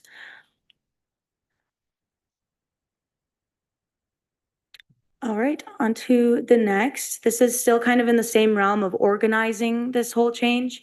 This would be adding a new section to the uses portion that would be called permitted subject to limited use standards. And we would kind of reorder the other sections and take the aspects from ADU requirements, duplex requirements, and multiple family dwelling requirements, and move them into this section. So the requirements remain the same, but are just moved into the permitted limited section. So as long as all of those requirements are met, it would be permitted without going through review through the commission. And that's just explaining moving that text into the new category. And then here we're getting into, as we're already moving all of this, we decided to add in some changes to the requirements. It's important to note that these changes are for CD3 and CD3L, while the permitted limited change is only CD3. So as the requirements change, it will be for permitted limited, meet them all, and it will be permitted. For SUPs, it will still be same requirements, but go through the full process. So to start, we have reducing the minimum square footage of ADUs from 400 square feet to 200 square feet. Combining the requirements for an ADU so that it states there shall be a floor area no more than 1,000 square feet or no more than 40% of the floor area of the principal dwelling. This used to be and, so this is just making it either or rather than both, which is useful in the distinction between duplexes and ADUs. And it will come up again when I talk about duplexes, but that's one of the main purposes there. And then removing the minimum width requirement of 20 feet, just increasing flexibility with that one.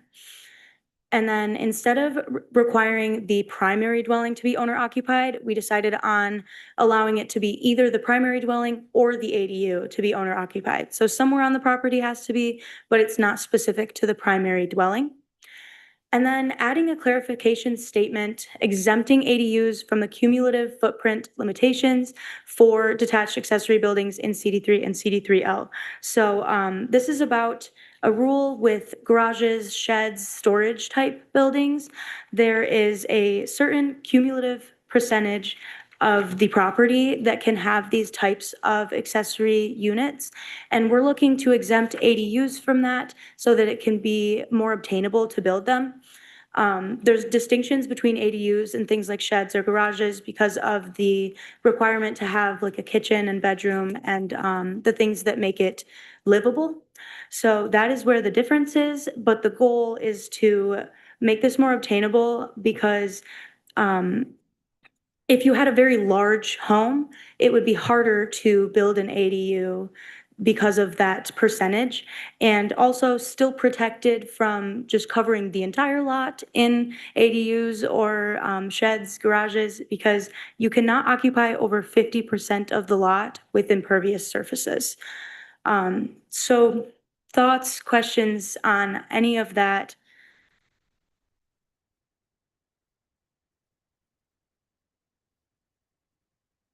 You really think you can get all the things you need in 200 square feet?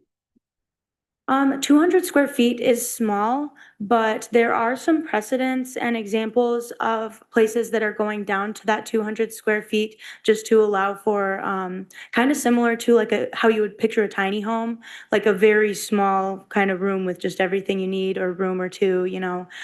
Still would have to follow building codes, still would have to follow the rest of the ADU requirements.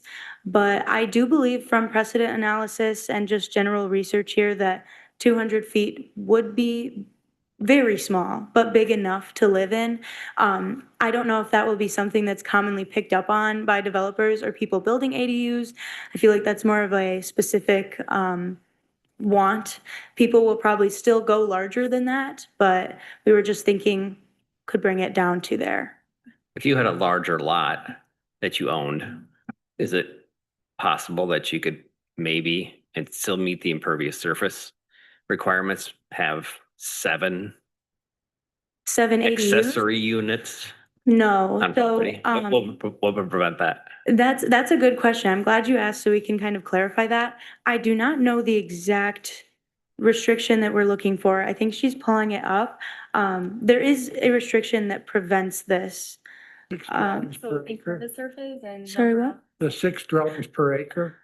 Yes, so the 6 dwellings per acre, but I'm not sure if ADUs are exempt from that. So, so accessory dwelling unit, it's just one dwelling unit. It's just one accessory use per principal use. So you would need to have multiple homes for each one to have its own accessory dwelling unit. Okay. It's more like a definition of what an accessory use is. Okay. Yeah, it's not as clear I was as, thinking if I had a house and Prohibition. big enough piece of property and I had a shed and a Yeah. detached garage, I could turn them both into ADUs and get some rental property. yeah, Can't no, do that though? you can't do that. Okay. And then, yeah, as Lily mentioned, there is impervious surface calculations that we need to also make sure. So you can't add like a gigantic accessory dwelling unit in the back of the Mhm. property. One thing I did want to mention, so with the 200 square feet, I did add into the packet some calculations there on the rationale of going lower. So when thinking about a conversion, because a lot of the ADU talk has been, you have a detached garage you don't use, maybe you added an attached garage, now you have the detached garage that you're not using anymore. With the 400 square feet, it will have to be a conversion of a 2-car detached garage, which basically is non-existent. Usually you have the more historical, older Yeah. Detached garage that accommodates one vehicle. So those are usually 12 by 20 or 14 by 22. So 240, 308 square feet each. And then when also computing the amount of space for a kitchen, a bathroom, and then a living room that maybe has a bed, so like a studio, like a unit, Mhm. 200, a little bit would be enough. And then I do have one specific case of an elderly resident that wanted to move to her storage building and then rent the principal dwelling for extra income, and she couldn't meet the 400 square feet for that conversion.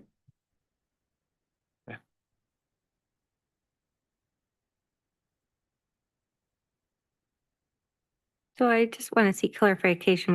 What you were saying earlier is that because there is currently, you're asking for to exclude accessory dwellings from having a maximum of 6, but you couldn't have 2.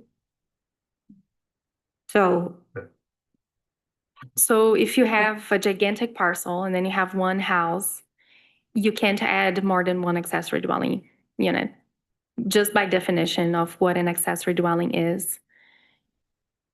So the density exemption is a separate important rule, because right now, a regular CD3 lot, like a 66 feet by 100, you can't do 2 units once you calculate what that square footage is. That you wouldn't be able to add an ADU basically anywhere if we don't specifically exclude the density calculation from that procedure. So it's just make sure that we're not creating barriers, or we don't have an unintended barrier. Does that make sense? Lily, I apologize. On the second page, the second item, can you explain that in different words and what's written there? continue to exclude ADUs from compliance? Continue to exclude. So the second page of this memo Yes. and the second point, so Oh, we're not that far yet. That's the one I was asking about also. Yeah. Yeah. oh, so the density limitations piece. Yeah, so the continue to exclude is existing text. You're not touching that. So Yes. they just need to understand what you're doing and what it's just remaining. Okay, I see. So, sorry, I'm collecting my thoughts a little bit. So this is continuing to exclude, we're not changing it wasn't part of the 6 dwelling units per acre and it's still not going to be, but we are removing a part of the text that requires no more than 40 feet per occupant. So that is where the change is coming. 40 square feet per occupant as a maximum is somewhat restrictive. So that's another flexibility type piece. We want to be able to allow for more space if wanted. Well, some of our points were allowing for less space or changing the minimums. We're just looking for increased flexibility. So that's kind of where. That's the 40 missing verse. Yeah, so the 40, sorry, I need to make sure that this is not going the wrong way. It's completely the opposite. So that's okay, because we're handling so many of these. So 40 square feet per occupant is a requirement we have in the ordinance. Minimum. Okay. And that is, this is not compliant with the IPMC standards. So zoning is in conflict with another more strict regulation that comes from the IPMC that says the first occupant must, so it's not 40 per occupant, but it's 75 for the first occupant and then 50 square feet for each subsequent occupant. So we need to remove this because this is more flexible than the IPMC. The IPMC is saying an ADU needs to have at least 75 square feet for the first occupant and 50 square feet for the second occupant, third, etc., as opposed to 40. 40 is adding more people into an ADU, and that's not compliant with the code that we must ensure compliance with. So don't worry, we're not putting more people in there. Right. Yeah, Quite the it's the Okay. opposite. Yeah. Thank you.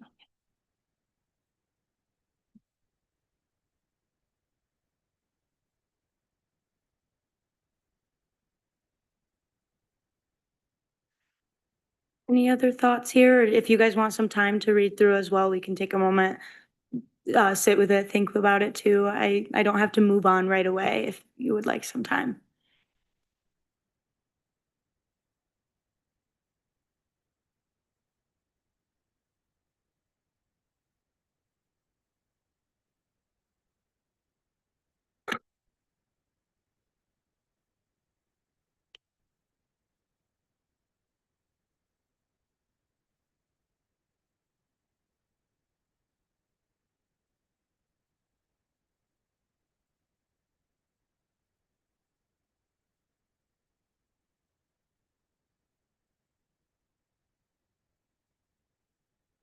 Could an ADU also be a duplex?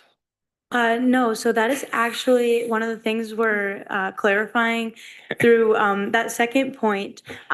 Changing the requirement to 1,000 square feet or no more than 40%. That may seem small, but it kind of goes with our duplex text changes. So an ADU has to fit ADU standards with the no more than 1,000 square feet or 40% of the primary dwelling. But a duplex is anything where there's 2 units on a property that does not fit that criteria. So the way we decided to do this was to have very specific standards for ADUs, and then a duplex is anything outside of that. So an ADU is very specifically a primary dwelling and then a smaller accessory dwelling on the property. A duplex is going to be 2 similarly sized units on that property.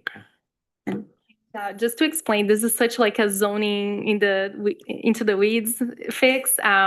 If you have a larger house and you wanted to do a slightly larger ADU, you wouldn't be able to do more than 1,000 square feet. Let's say it's a detached ADU, like the ADU that everybody thinks about, the detached one that's in the back of the property. So by doing the 40% or 1,000, the or statement would increase that flexibility for maybe a nicer ADU if it's in a parcel that's like double the size of a regular subdivision. You know, if someone has 66 foot of frontage times 2, that's when this comes into play versus the smaller ones. Okay. Well, how about this situation then? I'm an elderly man. I live in a 4,000 square foot, 2-story house. I have an accessory dwelling unit in the back, but now I've decided I can't really do the stairs anymore. So I want to convert the second story of my house or essentially convert my house into a duplex. There's already an accessory ADU in the back. Possible? Or would the zoning tell me, or the zoning code tell me, nope, you already have an ADU, you cannot create a duplex? That's a very good question. I don't think that would be possible, but I can say that I know that the text is in there. So if needed to add that as a policy, like this is a no-go, right? We don't want that. We don't want that arrangement. We may have to add text. Yeah. Okay. Because I'm thinking the accessory component comes into play with the principal use. And if the principal use is now a duplex, technically you could add an accessory use to that property that has a duplex. But if I do the ADU first, then And I then you convert it. convert, I'm like, right. oh, it's grandfathered in. No, yeah, but then So there's a small house on Arnold Street that I may have used to live in, that had in the backyard a very small trailer, maybe. It was accessory dwelling conversion, something. And the house, the main floor was one rental unit and accessible from the side door only, with the basement was a separate rental unit. Okay. So how does, I mean, like situations that's kind of. Well, 2 codes ago, ADUs were permitted, and then the last code before this one, they weren't. And now we're back to allowing them again. So it could have been the time before that. I mean, this is A few years ago. Yeah, that's what I think. is that something that was talked about in the 2018 ordinance? Did we want to allow 2 ADUs? We per didn't want property? ADUs at that point. No. So we But just then- want one ADU per parcel, right, per house. So each In the unit before can have one 1984 ADU. code, yes.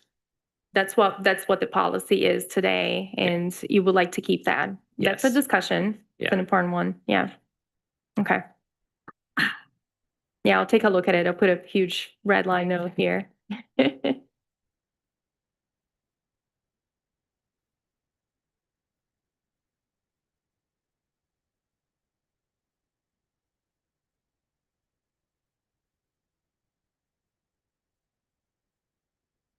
I just am seeking clarification on the 5th one on the 2nd page here of removing the language regarding the percentage of each duplex dwelling size in relationship to each other. So you could have one large one versus, I mean, I think it's right now that they need to be of close to equal size, right? So Yes. this would allow for a small, An 800 and a Yeah. 200 square Yeah. feet to be in the same building. Yeah. okay.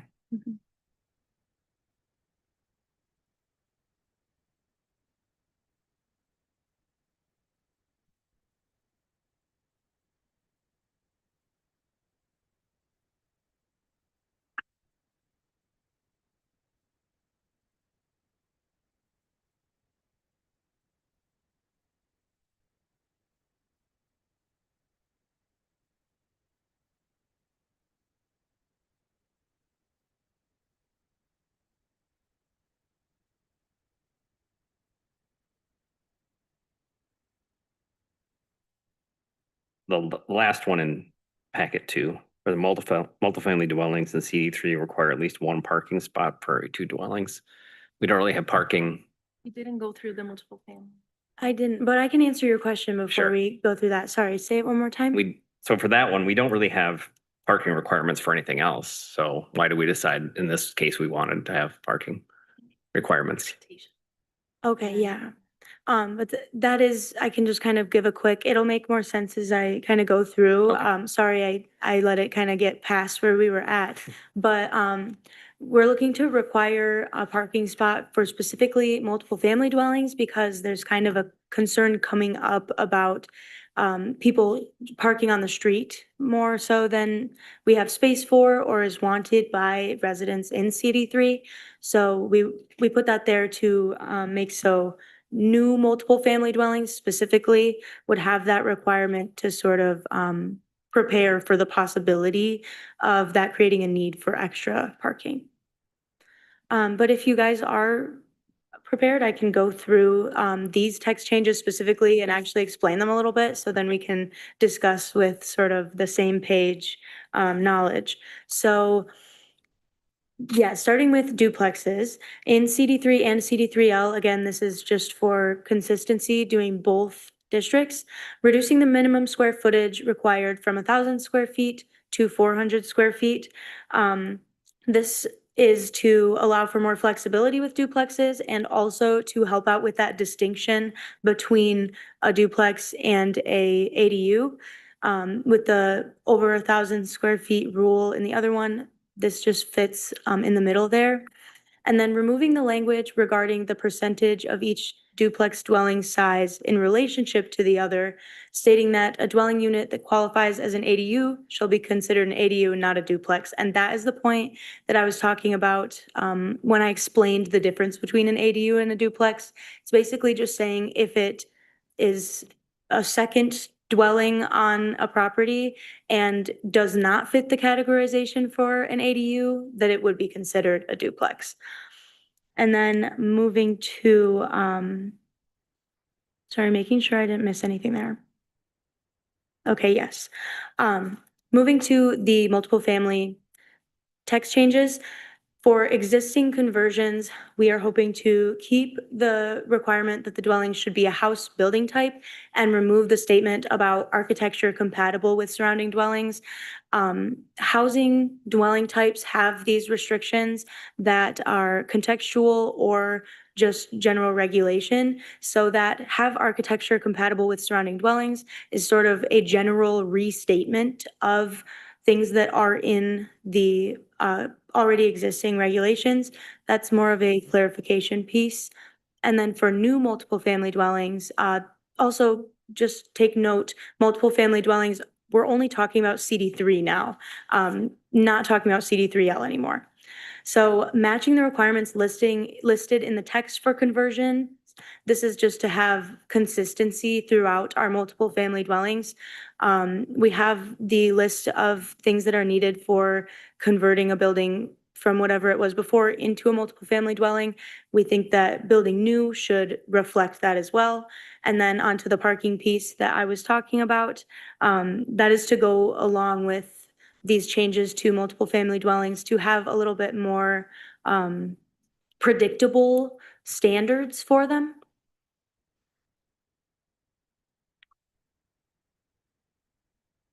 So going backwards, I guess. Point 7 there. So the removing the architectural compatibility reference is because of streamlining, or it's because of this added page which says eliminate architectural treatment requirements?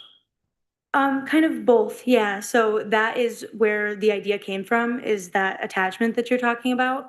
But then looking into that, we realized it is somewhat redundant. It's contextual requirements are something that are seen reflected throughout these definitions. So it's both of those things.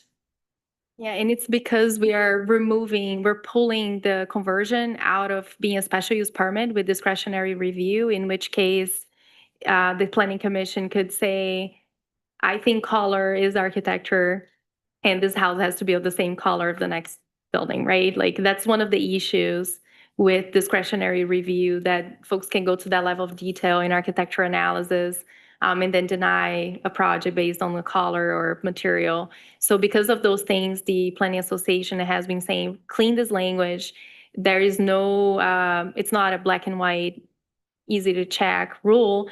And that is absolutely necessary because we're converting it to as a right.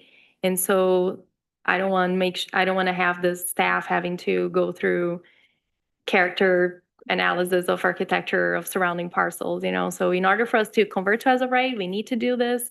If we want to keep it, we should likely keep the SUP and not move a conversion of multiple family to permitted limited. Got it. Thank you. One more question. I know you kind of addressed it and maybe you thoroughly addressed it, but I might have been kind of in deep into some other part of the, anyway, point 5 again. What is it, basically a minimum? It should be no less than 40 square feet? Is that the actual? I think the word. Yes, it was a misinterpretation and typo on my part. Oh. I typed that up and then didn't double check it, and then sort of went with it. And now Manuela did sort of re-explain that piece. And if you would like to kind of touch on that again. So right now we require 40 square feet per occupant minimum. Okay. And the IPMC standard is 75 or 50 feet minimum. So we want to remove that because it's giving more flexibility than what IPMC requires to avoid crowdedness. Yeah. Okay. Yeah. So we need to clean it because we're being consistent. So we've been in conversations with the fire marshal and building safety official, and they're like, zoning shall not regulate head count per square footage. That's why safety standards are for, and safety standards live with code and not with zoning. And again, we can't be more flexible than the code. And that's a typo. So that's why this has been so confusing. Yeah, I apologize for that. That has become quite the confusion. Feel free to ask as many questions as needed to understand. I'm gonna go ahead and check that one. Okay, great. Because it's gonna change. Thank you.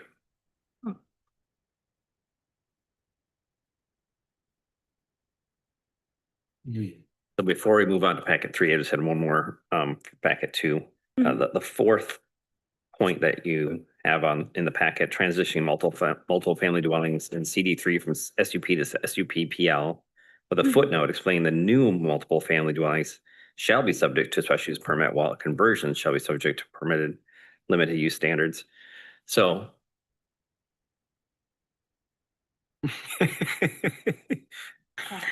I'm sorry. So are the criteria any different though? Because if I'm just going to be rubber stamping something that they meet all the requirements anyway, I'd rather you just not have that and just it's permitted both ways. That makes sense. So we did make sure to have the requirements matched. So that's like what's discussed here with multiple family dwellings, but going back to the like permitted limited aspect, why we are having one of them be permitted limited and one SUP is so having multiple family dwellings converted is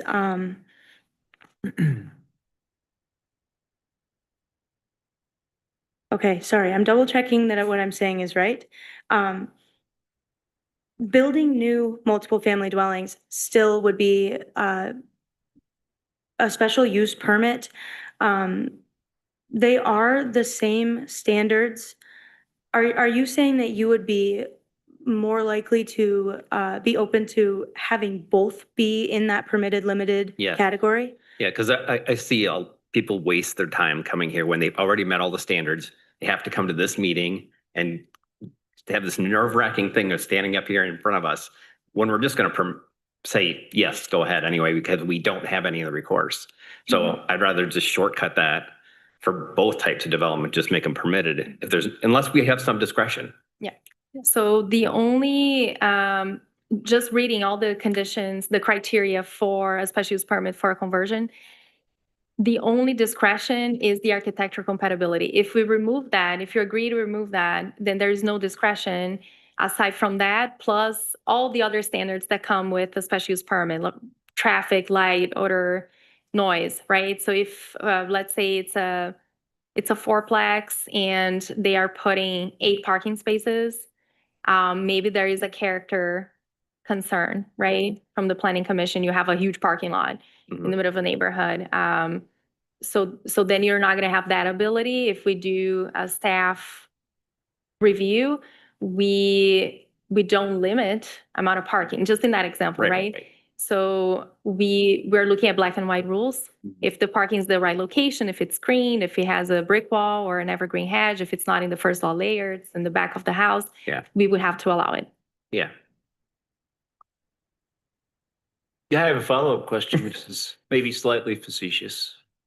Why 2 asterisks? Not just 1? There's already a footnote for 1 asterisk, so this would go right below that one with the 2. Okay. Fair question though, for sure. Yeah, so if we don't have any discretionary power, I'd rather the staff just, but if we have some discretionary power, then by all means, have them come here and.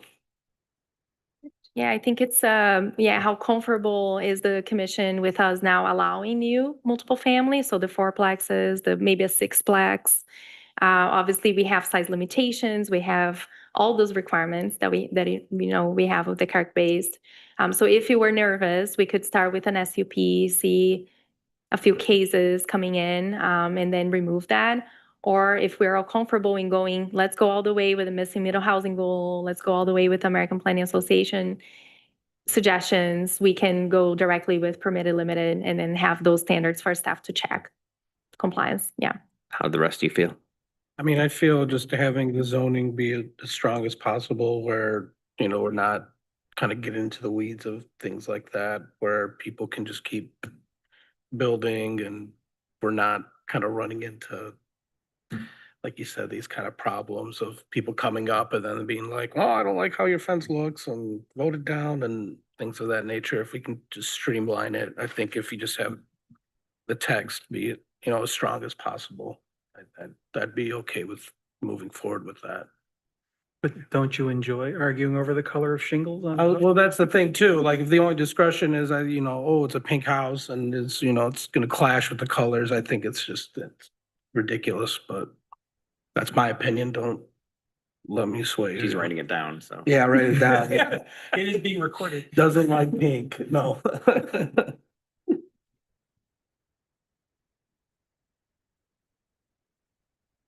You guys have anything guess good? That was kind of like a big thing, but I mean. I think it kind of depends on what a little bit what staff wants too. When we've seen kind of people upset with proposals, not in my backyard, or this is against, my beliefs or whatever. It kind of, we take accountability for that because we're accepting the proposal. And then, if it shifts over to staff, our accountability is a little bit less, I think, right, is what we're talking about here. Oh. So. I think like going all the way, I'll call it going all the way, right? Going all the way with, we want missing middle, we have a housing shortage, we're reducing barriers through streamlining, right? This is particularly about streamlining. So if we want to go all the way, the hard part is going to be to get the approval of the ordinance, right? But once the ordinance is approved, staff approving black and white requirements, it's not our opinion. We're just going through the ordinance, implementing the ordinance. So if I feel comfortable, because if we do get to the finish line and the city commission approves this proposal, they're going to be saying yes to housing over perhaps some concerns, some of them are obviously valuable. But I think that's where the line is. And then once it becomes part of the ordinance, we're implementing the ordinance. And then if there is a shift of mindset, if we want to change back, right? If we start seeing something that we don't like, we can always amend the ordinance again and then maybe add more standards. Maybe like the parking example does become a crazy thing and we want to limit amount of parking per dwelling, right? We can amend the ordinance again. So yeah, I think it's going to be harder now if that's where you want to go. But once we're done, we're done. It's just black and white I think checks. Yeah. just to kind of clarify, if we can get it as black and white as possible, there's no wiggle room. I'm all for it. Okay. And as long as everything's consistent with master plan Yeah. ideas, which I think you are driven by that more as much as we are. So. Yeah. And this doesn't come very often that someone wants to build multiple family here. But I have maybe 1-2 cases that the existing building was just not in a good condition. So it was just better to remove, like in this case was a very large rooming dwelling. There's not a lot of market for a student. They wanted to do family housing, but they wanted a triplex. And converting that room into a triplex was basically impossible with all the fire requirements, building code requirements. And so it's better to demo and then build new, but then we didn't allow the new. So that's like one instance that has been less than 12 months that was brought up. But I'm not receiving calls every day of folks wanting to build tons of multiple family, in our infill lots, like mostly our single family homes that are coming in. Well, I still think having the zoning code and having the different CD3, CD3L, all those still not everything everywhere. But as far as some of this rubber stamping that we have to do on things, really, if we can just avoid that and make the important big decisions rather than just these little ones, I agree. I want to take your time way more on capital improvement plan, programs, policies. Work sessions. Yes. Sessions, yeah. The planning exercise. Yeah.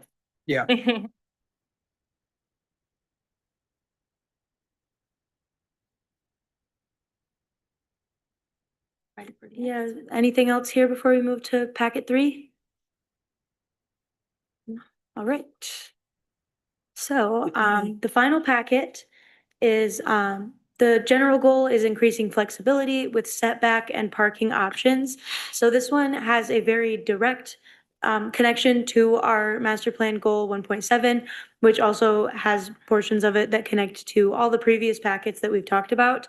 So encouraging greater variety and mix of housing types within neighborhoods that provide opportunities for assisted living, downsizing, families, students, and first-time home buyers. And the second piece is sort of what plays in the most to this packet, eliminating existing district density requirements and increasing flexibility with bulk regulations and approval procedures to permit more missing middle housing to be developed citywide. We're hoping to do this by facilitating predictable, contextually based planning, allowing for modern housing needs or a growing population.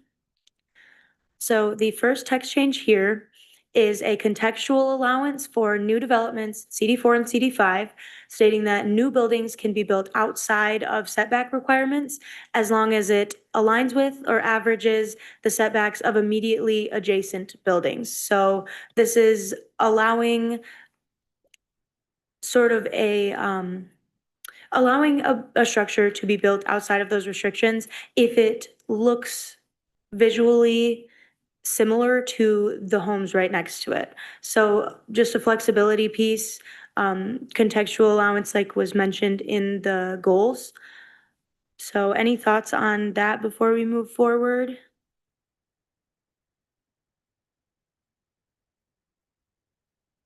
We can always kind And of come back CD4 to. and CD5, that's fine, I think. Yeah. All right, and we can always return to any of these.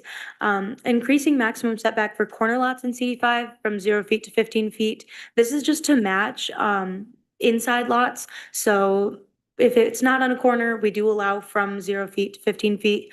just the corner lots are at 0. We're just looking, again, it's a contextual text change to make it allowed for corners to be the same as what would be built right next to them. And then this next one is adding an attached garage location section to the CD5 rules that matches the other district's requirements. So basically a copy paste from the other districts into CD5. There's actually no attached garage location section in the whole CD5 area.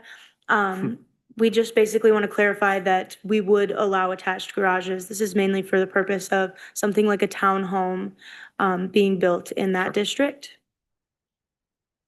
Lily, can you go back to number 2, the Yeah. second one for just a second? What does 0 feet mean? Are there easements? Are there sidewalks? How do you get to 0? It would be, so on the frontage line, like along the sidewalk would be that 0 feet. So, if you think about like walking downtown and the frontage of the building is right off of the sidewalk, there can be like the dooryard entrance. But I do believe that that just means right next to where you'd be walking along the sidewalk. So how do you measure the frontage or the easement or whatever you want to call it? I believe. Is there a minimum? I believe it depends where you are. There's some text that refers to the closer of the frontage line or a certain area on the sidewalk. So I would have to personally look into that more. I don't know if Manuela has more on that. Yeah, so it's really the front lot line. So we have the public right of way, and then we have the private land.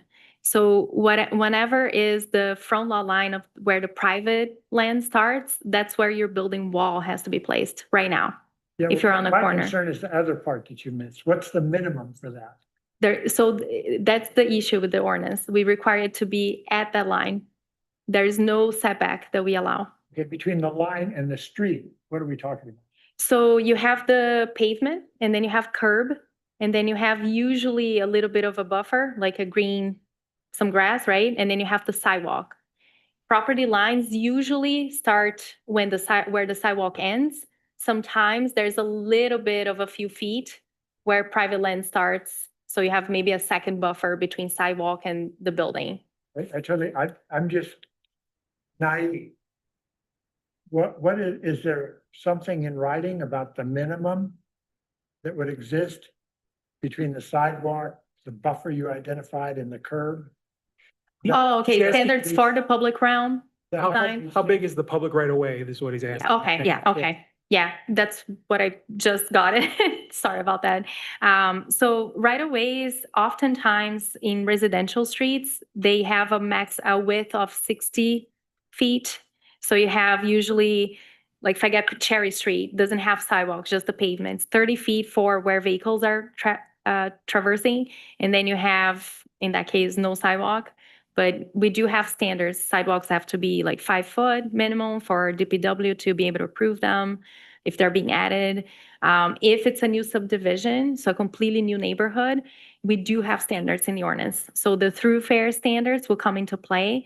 That will talk about the distances that I think you're worried about in the public right of way. So like a neighborhood street cannot be too narrow nor too wide. A commercial street will have to be wider and have space for parking on the street. So we do have all those standards in with specific dimensions. Is that what you wanted to know? No, I don't want to be, I'm gonna delay. If you think about like downtown right now, and that is our true downtown is our a 0 lot line. And the mix of space of the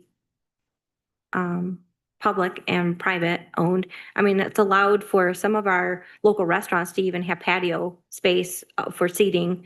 I mean, so there is quite a bit of space between the road to where the front of that 0 lot line I starts. totally get that, but Yeah. number 2 says between 0 and 15 feet. So what does 0 mean if they choose 0?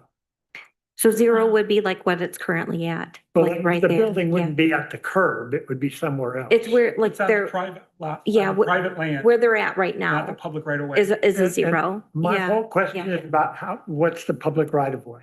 How much is, what's It the minimum varies. public right of way? It varies. That's the issue. It varies depending upon where you're building and what's being built there and how old it is. So there's no one answer we can give you.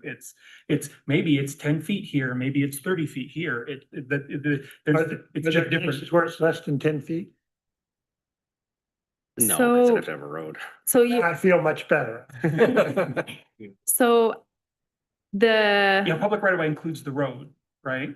So with your example, Manuel, of Cherry Street, so yeah, it's 30 feet So- wide. yeah, so So, Cherry Street but right the now, right of way is how many feet? it's 60. So. So we it have may- 15. Potentially 15 on either side. Exactly. Okay. Yeah, thank you. Yeah, I wanted to complete that thought and I didn't. So I So don't 15 think, feet of the front yard of houses on either side is yeah, frontage. that- yeah. Like we don't have anywhere that a building will have to come right where the pavement is, right? Like we don't have that totally issue. get- Yeah. I was just troubled by the 0. I wanted Okay. to know what. Yeah, so 0 means where private property starts and then no more than 15 feet. So that's where your setback in City 5 would be able to be. It's already like that in interior lots, but in corner lots, it has to be at that front lot line. Thank you for your patience. Yeah, no problem. No, this is very important, very important. So yeah, I'm glad that everybody understands.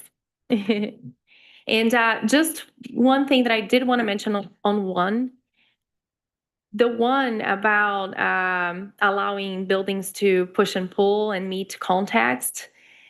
I am hoping that I don't have to say that that's only for residential buildings.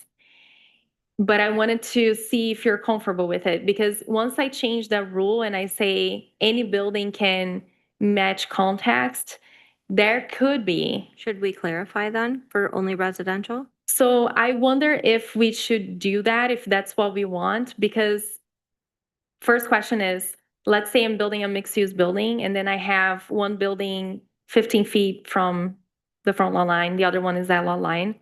Do you want the building infill to be at the 0 lot line?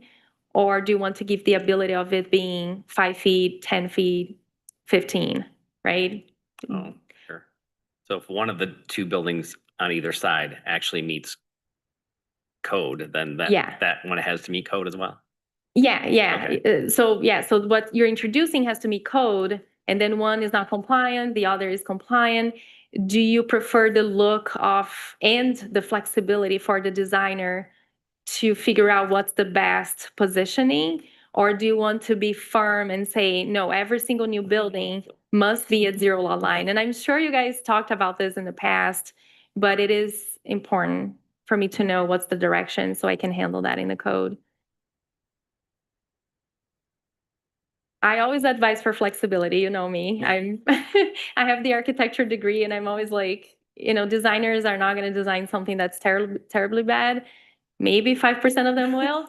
So how firm you want to be, and I can think of very few non-conforming buildings here in downtown that are like commercial, we have like a quasi-industrial, right?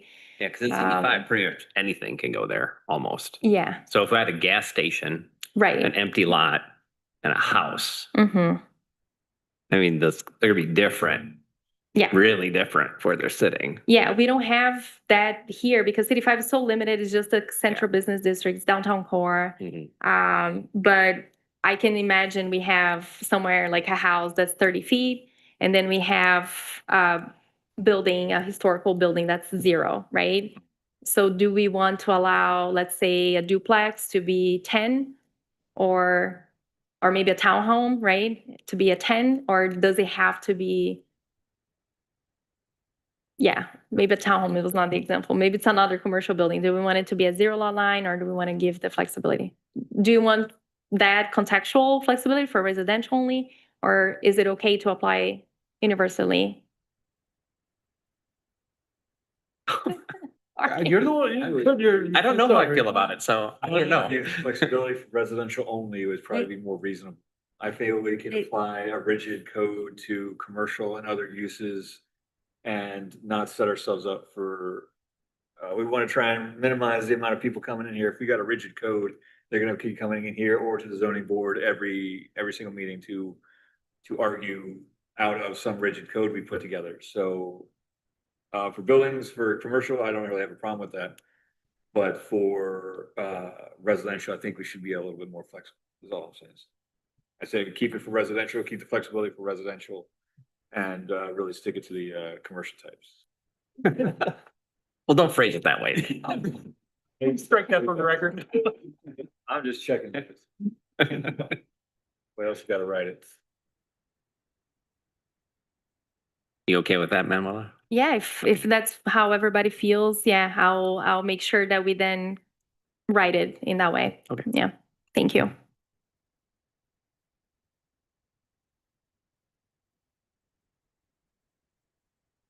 Anything else on these before I move forward, or some time here? We can always come back as well. So the next two sort of have similar reasoning. It goes a little bit together. Increasing the maximum setback allowance for single-family homes, duplexes, and townhomes specifically in CD4 from 20 feet to 30 feet, along with reducing the minimum distance between the garage door and the closer of the frontage line or public sidewalk in CD4 from 24 feet to 20 feet. So before this change, let's say you had a home that was set back 20 feet and you wanted to build a garage there, it would have to be behind the home to meet that 24 foot distance from the frontage line. So this was brought up really because of a concern for having enough parking. This allows more flexibility for having those attached garages on the lots in CD4. That's mainly where this came from. It was kind of a conflict. So any thoughts on those 2 points there? This is in support of the Alan Edwin's proposal, is it? My anxiety is the most popular car in America is a Ford F-150 pickup truck. That is 243 inches long, which is more than 20 feet. So if you park that right up against the garage door, you're still 3 inches into the sidewalk. And most people won't bump their garage door. So it's going to impede sidewalks. And I don't know whether that's a big issue or not, but there may be some ADA preferences that would. Code does not allow you to park over a sidewalk either, so. Yes, so that is absolutely something that we were kind of considering. We'll come back to number 6, but we also have this option of allowing driveway width in CD4 to flare out. So along the frontage line, it would remain at its current minimum, but then it could flare out to 24 feet. So that photo on the bottom left is kind of an example of what that could look like with having additional parking off to the side or angled parking also off to the side. That's that flare out. So that's one sort of solution we've come up with that. And also, so those 2 changes, although it does allow for the possibility of having less distance in your driveway, it makes it more obtainable to have a garage that could be parked in. So that's sort of how we're addressing those parking concerns. I know that doesn't cover the entire issue, but working towards trying to make for more parking. Well, street parking is an option, but that can't be the only solution here. So sort of those options for designers to take that into consideration, how big cars can be to be able to fit different driveway designs, different garage designs, things of that sort. I don't want to be a nattering nabob of negativism. That's okay. That said, if you park the vehicle on the diagonal, you actually lengthen the distance between the front and the back. The hypotenuse of the triangle is more than one side. Right. So that doesn't directly address the issue. So the only solution would be if you could get somebody to park at 90 degrees from the driveway, which would encumber the front yard in a way that may be uncomfortable. Or it doesn't have to be necessarily 90 degrees from the driveway. I'm sort of imagining like one car here, one car here. So like a pull-in park here, and then somebody's here as well. And with the angled parking, I saw some examples online when I was looking for images, examples of campers and trailers being parked angled in that way. And in those examples that were at the 24 feet, there was the angled camper and then a car in the parking lot or in the driveway as well. So, well, it is lengthening the overall area. It would work with that 24 feet if the design was done right. It would absolutely depend on developer and designs for the driveway, and that's something we definitely would have to kind of experiment more with and make sure that we're allowing for enough parking. So I totally appreciate you bringing that point up. Manuela, anything else to say on the parking? I want to add a few things. So the flare out at first, I thought, no, this is a no-go. Like the planning commission has adopted this ordinance to have more landscaping. We don't want to see cars, right? But the thing that sold me on this idea was looking at every single other zoning district, we allow the flare. We actually apply driveway vehicular entrance maximum width based on the frontage line and not first lot layer. The only time we're very restrictive is in CD4. In CD4 is the only time that you cannot do more than 18 feet of a curb cut, and then it has to be 18 feet all the way until you reach your garage.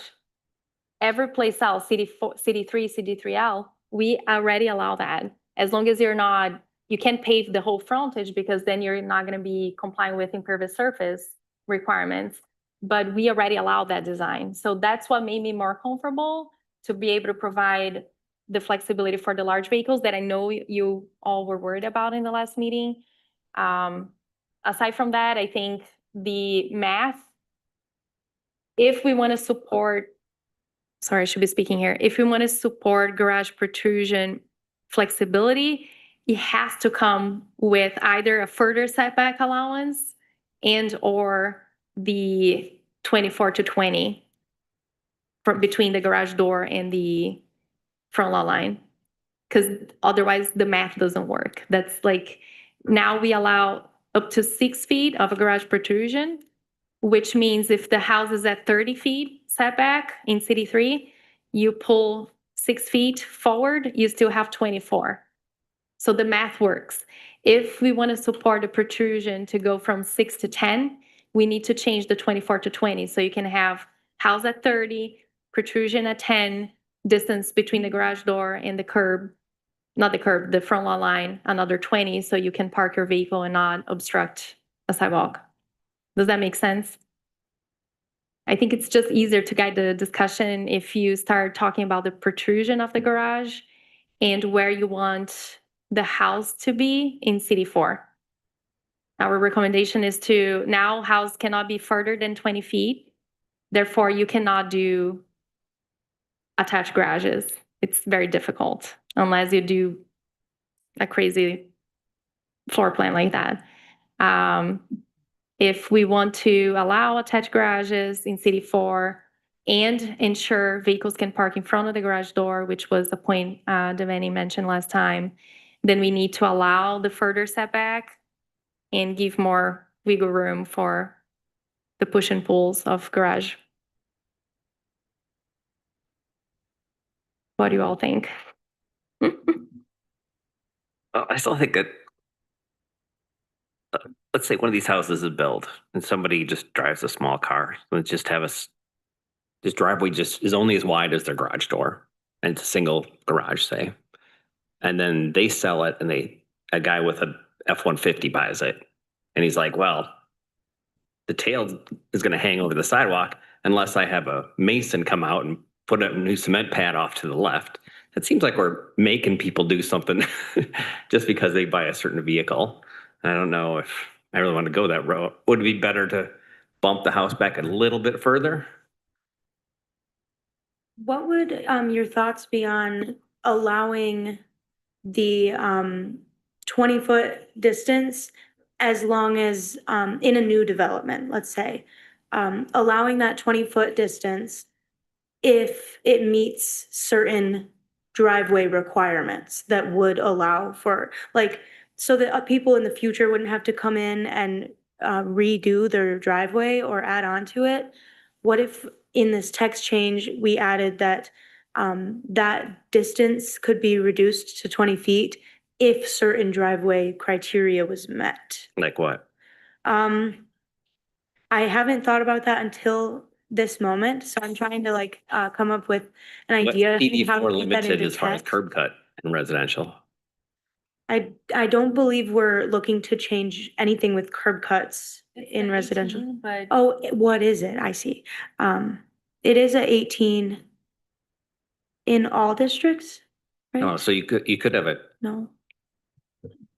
you could park two side by side, You know, or one at an angle if it's wide enough. Is that what you're, so yeah, so moving for? 18 feet max of width for the curb cut, and right now that has to be kept straight, yep, right? yep. So if we allow the flare, we could allow or require the flare, depending on this conversation, how much we want to help large vehicles. I wouldn't want to require it. Or ban over large vehicles. There you go. There's the easier solution. No large vehicles in the You know, city. Pleasant Street require you to use your garage for your car and not your stuff. That's very dangerous. Yeah, so it's 18 feet. Sorry, just to answer your question. I don't know Okay, well, I what was you're thinking, thinking. I mean, if you require for it to be 2 vehicles wide and the curb cut allows that, then you could park a truck at an angle if you needed to without Right. the flare even. And I would also say in residential district, we talked about the public side, right? So all these rules are based on distance between the garage door and the front property line. But after the front property line, in residential areas, you have another buffer and then you have the sidewalk. I've never seen a residential area that you have like what downtown has. The front lot line starts where the sidewalk ends. So there's usually a buffer. Obviously, I can't guarantee that because we have existing conditions. But if it's a new subdivision like the Allen Edwin Homes, their streets are going to have to comply with our street standards. But So even that with- provides that extra buffer in the public land. But even with that buffer, they can't park in that buffer though. It's not allowed. They can obstruct, technically, yeah, but no code enforcer is going to know where private and public, Unless there's a sidewalk there. unless there's a Right. sidewalk. If it's on the sidewalk, they're going to get a ticket. Yeah. Yeah. And say all the houses in South Central, which I love that name, but South Central, like, you know, Maple and Fancher and all that kind of stuff. They're right, there's no buffer.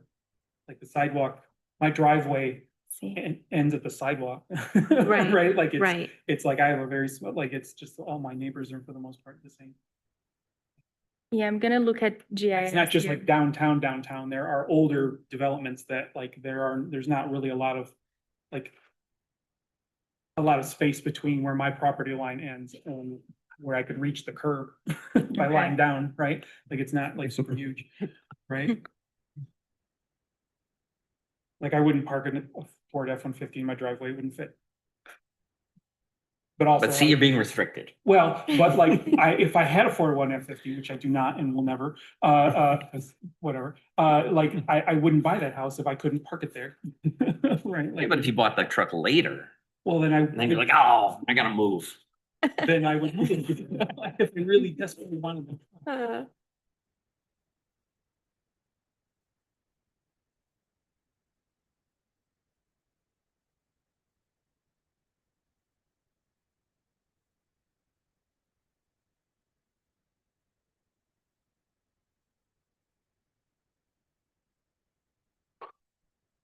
Sorry, I'm just measuring the Right. right away. Yeah, it's hard on the county GIS. But it sounds like you're leaning towards not supporting this package. Not in its entirety. I like Not, most not of in it. the entirety, right? I think the 24-foot current requirement meets more of the need of vehicle parking and driveways and being allowed to legally park there. Unless you want that removed where it's fine to park over sidewalks, but I think that raises other issues. No, yeah, I personally, I do believe that if I own a large vehicle, there are other ways to legally park the vehicle. I could do the right thing and add a flare, right? And create a space for my large vehicle. I could, without cost at all, park on the street. Yep. Right? So could. that's my thinking, but if we want to be on the safe side on accommodating and being accommodating to the large vehicle culture, it is, I understand that. I will say it does impact, potential development that we don't know if it's gonna happen, depends on the rezoning. But, we can try to workshop solutions. If the planning commission does not want to support the garage protrusion flexibility and the 24 to 20, then I would say, being able to setback would be my next question. So do you want CD4 detached homes to be closer to the sidewalk at maximum 20 feet from the front property line? Or are you comfortable in it being like a CD3 and enable future developments to set back 30 feet? I think the truck or the large vehicle is such a niche issue. Maybe I'm mistaken, but for it to kind of, Is it a code enforcement violation or code violation to block sidewalks? It is. yeah. Yes. Yeah, it would be a police power issue. Yeah, not in the zoning ordinance. We're talking about people who have garages, right? Yeah. Yeah, park in the garage. I don't know what else, So, like, what are we talking about? I guess just for like context on this packet 3 checklist I've given, I've checked every single box except for reduced minimum distance between garage door and the closer of the frontage line of blah, blah, blah, 24 to 20 feet. Does that break the whole package? To not put the 24 to 20?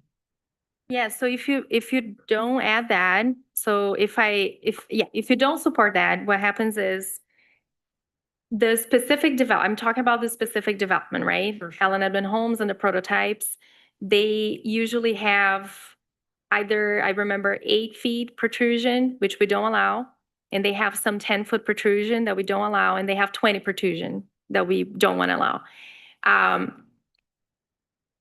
So if we allowed the 30-foot setback, so they could get the prototype, place the prototype at 30 feet, and then the garage protrusion of 8 or 10 is not going to be able to meet the 24-foot distance between the garage door and the front lot line.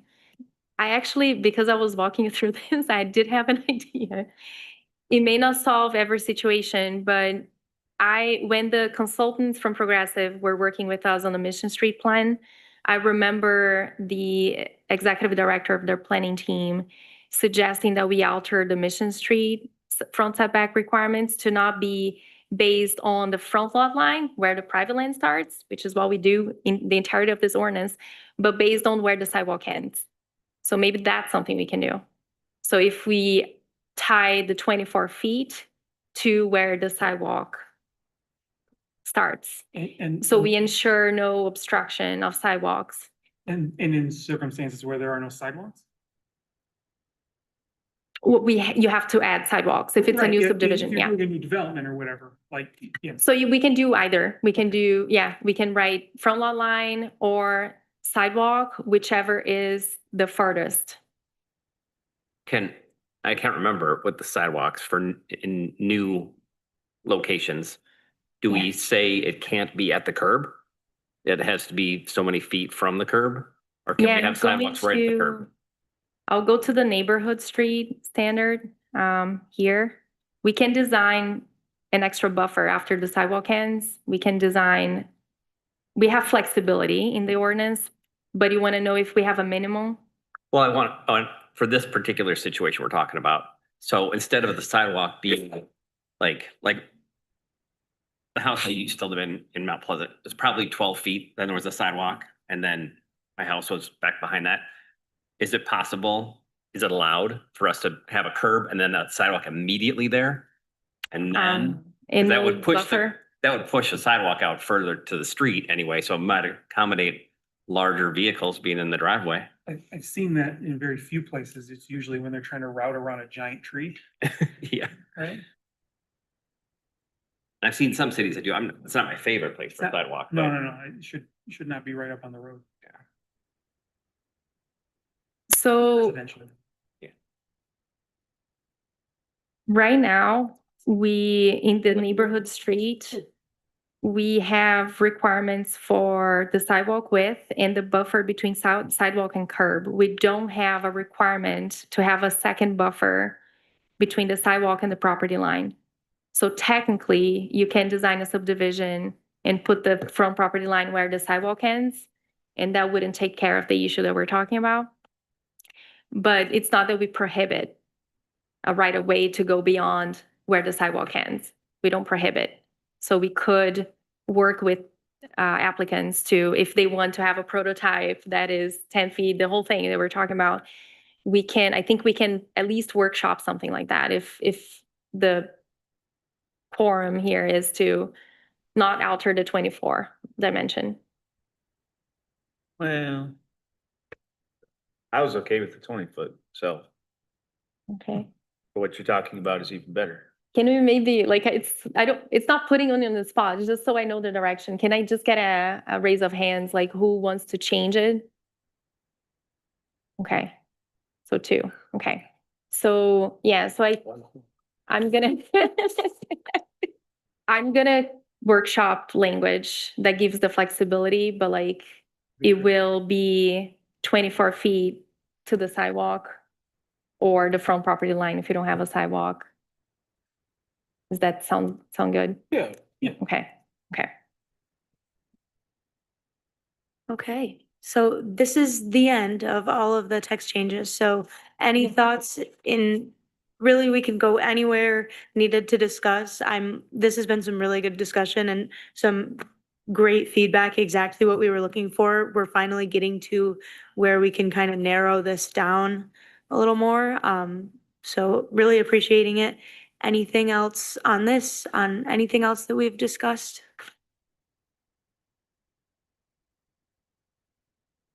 That's a crazy editing now. Yeah. Okay, let me just make sure, yeah, that's, Reflecting these? Yeah, man. Okay. yeah. Teacher come All right, thank you guys so much for sticking with us through that and just giving your full, honest feedback. That was exactly what we were looking for and super useful to the future of this. And I want to just formally thank you for your time here in the internship. So Lily's last day is tomorrow. She'll go back to studying at CMU. And Lily said at her interview she didn't know anything about zoning, and the amount of knowledge that she acquired during the summer, it's unbelievable how much into the weeds we got. And she actually started drafting text. So I already have a large percentage of the job done. And that is very impressive. So thank you so much. I also like to thank that officer that like stood over here for like. Yeah, the you whole picked a really meeting. good night to have. He really did. Like, I'm sure he's probably out over there, but I just wanted to like thank him. Take care of us, yeah. He's not like checking on any of us. No, just Kingsworthy over here. Yeah, right. Just, it's a joke, it's a joke. What can I say? Do we need a? Move to adjourn. Yeah, move to adjourn. Second. I'll second. All those in favor? Yeah. Smoke. Motion carries. My company's doing a physical inventory count tomorrow. Oh. And it's early birds and I don't. Nah. That's tonight. Meeting.